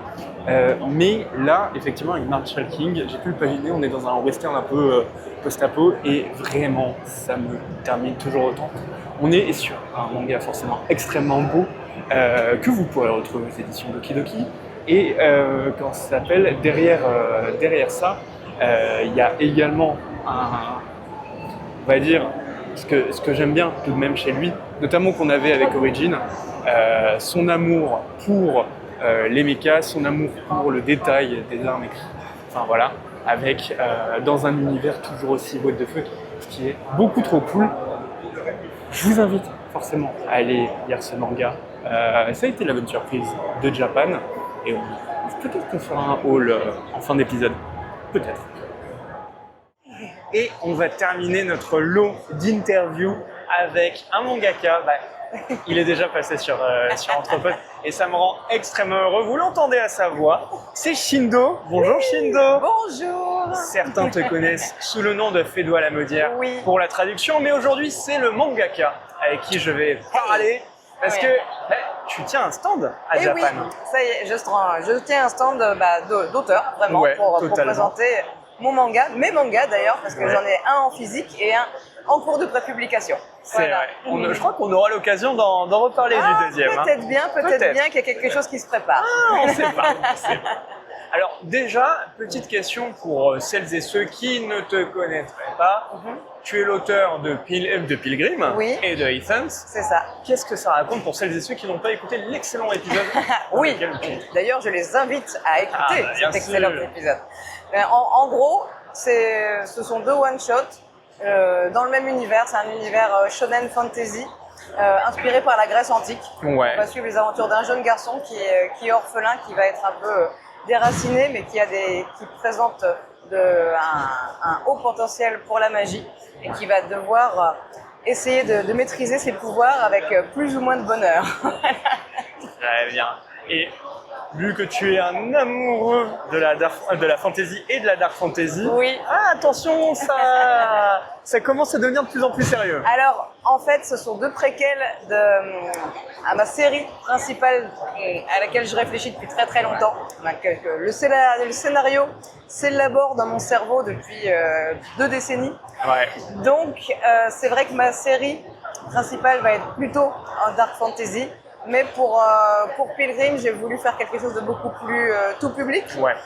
Hidden, j'ai essayé de faire un peu un entre-deux. On sent que ça glisse gentiment pour préparer mes lecteurs à la série longue qui sera un peu plus dark, effectivement. Bon, parfait. J'ai très hâte de voir ce que ça va donner. Moi, j'ai tellement hâte de vous présenter ça. Ça va être trop bien. Alors, on est à Japan Expo. Je dis toujours ça en intro. Je pense que ça doit se répéter durant le podcast. Mais on est à Japan Expo, c'est le 4e jour. Et donc, tu tiens ton fameux stand. Est-ce que c'est ta première fois à Japan Expo ou au contraire, tu as l'habitude de tenir un petit stand? Alors, ça fait la 3e fois que je viens à Japan Expo en tant qu'exposant.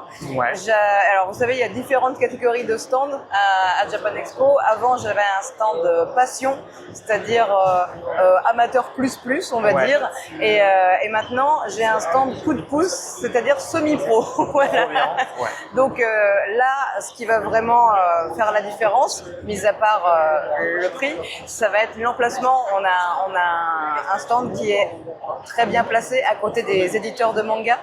Du coup, c'est vrai que comme je suis avec deux amis et collègues, donc Anne et Mine, qui eux aussi proposent leur manga, on a essayé de faire un petit peu pareil, un micro stand éditeur pour vraiment mettre nos ouvrages en commun et que les visiteurs qui viennent voir les éditeurs de manga pro passent devant le nôtre s'ils cherchent des mangas qu'ils ne connaissent pas ou voilà, des créations indépendantes. Totalement. Voilà. Et c'est vrai que tu l'as dit, à côté de Pilgrim, on peut aussi trouver The Fucking Chaperon of the Rouge, pardon, voilà. of the Dead. Donc un autre manga auto-publié. Alors non, là pour le coup c'est édité chez Uppercut Édition, mais c'est le premier manga de chez Uppercut qui est plutôt une maison d'édition spécialisée bande dessinée et comics. Très bien. Et donc effectivement c'est un moment où il y a beaucoup de passants de Japan Expo. Oui. Est-ce que toi durant cette Japan Expo, tu as été satisfait du passage, tu as pu rencontrer des gens, etc. Oui, j'étais vraiment très contente de l'emplacement. Je trouvais qu'il y avait beaucoup de passages. Les 2 premières fois aussi, je tenais mon stand tout seul. J'ai vu vraiment la différence d'être à plusieurs. C'est non seulement on peut mieux pitcher quand il y a plein de monde sur le stand, quand on est plusieurs. On se soutient dans les moments où il faut tenir. Donc c'était vraiment très agréable. C'est une expérience que j'aimerais bien renouveler. Et voilà, les ventes sont globalement très bonnes aussi. Bon bah super. Voilà. C'est vrai que je suis passé plusieurs fois sur le stand. T'as franchement mitraillé au niveau des dédicaces. C'est pour ça qu'on est là aussi, proposer une dédicace dessinée à chaque fois, à chaque lecteur qui achète un volume, c'est normal. Les lecteurs de manga sont souvent très contents de pouvoir avoir enfin une dédicace d'un auteur de manga, parce qu'on est forcément beaucoup plus accessible que les auteurs japonais. Nous, il n'y a pas de tirage au sort pour nos dédicaces, il n'y a pas, voilà. Donc, évidemment, on est 1000 fois moins connus, mais je remarque quand même que ce lien avec le public, c'est important pour les lecteurs. Il y a beaucoup de monde qui nous a dit on est heureux de rencontrer des nouveaux créateurs, des nouveaux... oui, parce que j'imagine qu'il y a aussi une partie des gens qui sont venus sur le stand qui ne connaissaient pas Pilgrim. Non, pas du tout. Pas du tout. J'avais un petit peu des deux. Il y a des gens qui avaient déjà acheté Pilgrim qui me demandent quand est-ce qu'arrive la suite. Là, j'avais enfin une réponse. Ça, c'est vrai. Voilà. Cool. Et puis, voilà, et puis on rencontre aussi beaucoup de collègues, d'amis.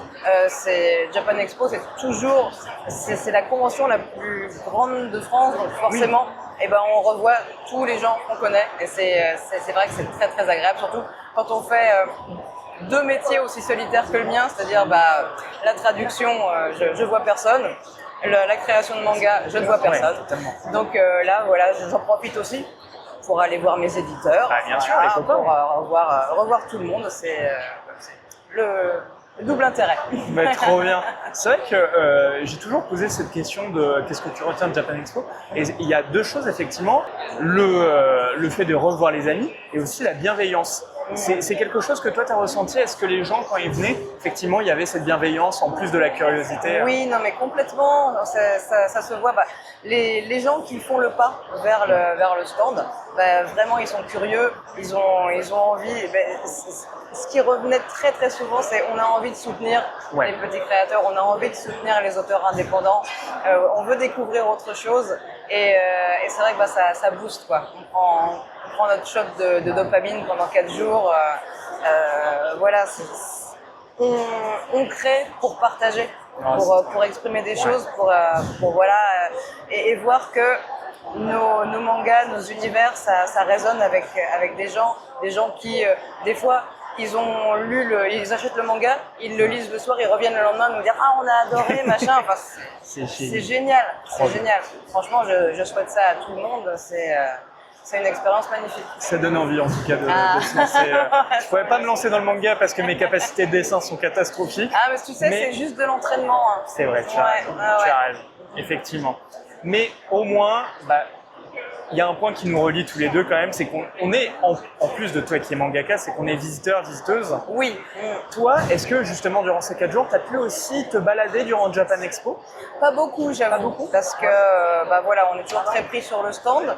En plus, c'est très très grand. J'ai fait quelques petites escapades pour voir les gens que je connaissais. Déjà, j'ai vraiment pas découvert ni les animations, ni quoi que ce soit. Je sais qu'à chaque fois que je prends un stand à Japan Expo, c'est pour le boulot, c'est le jeu. Voilà, j'essaie d'être le plus disponible possible sur le stand.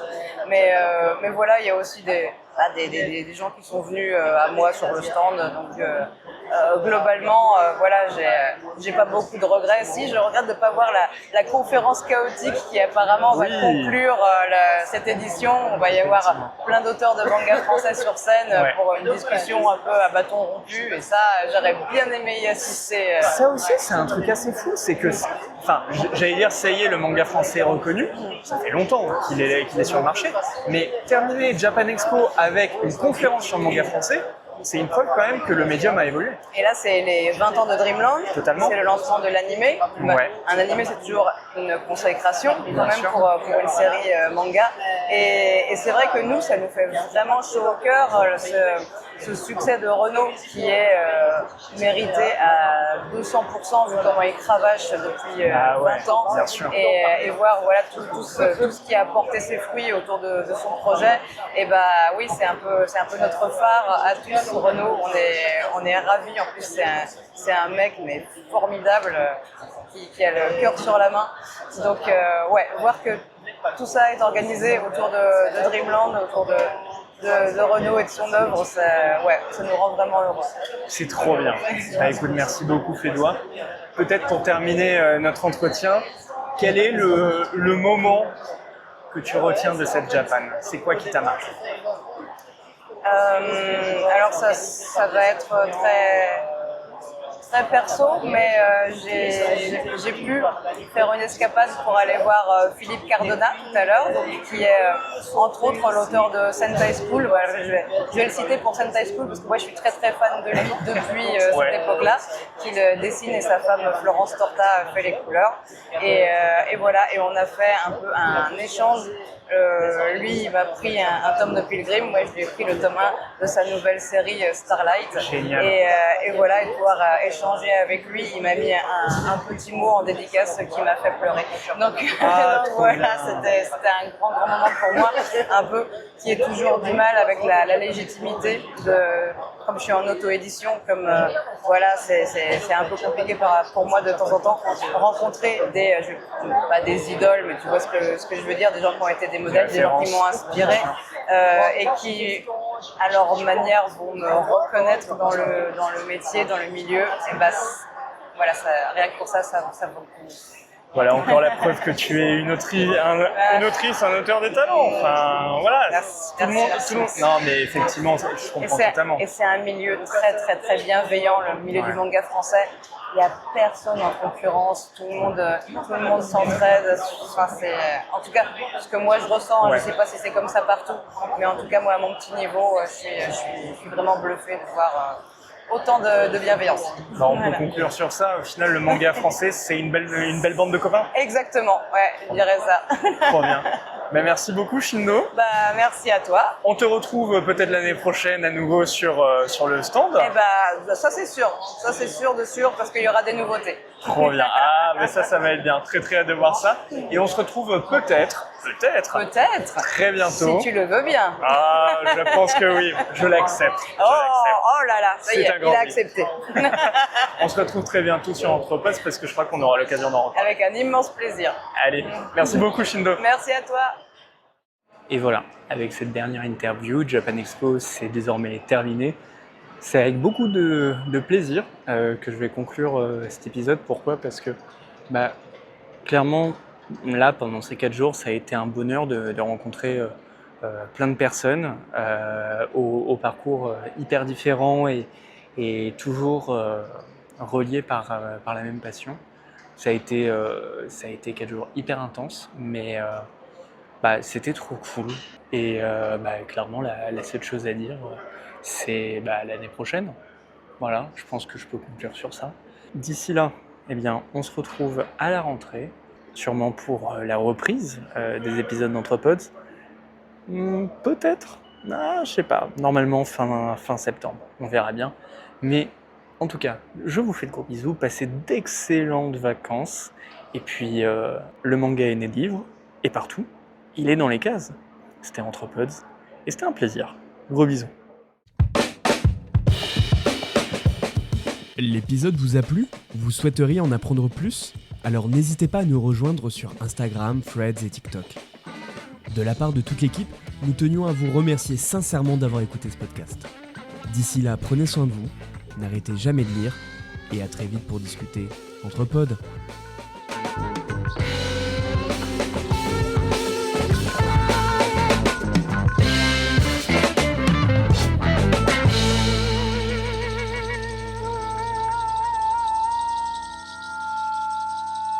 Thank you.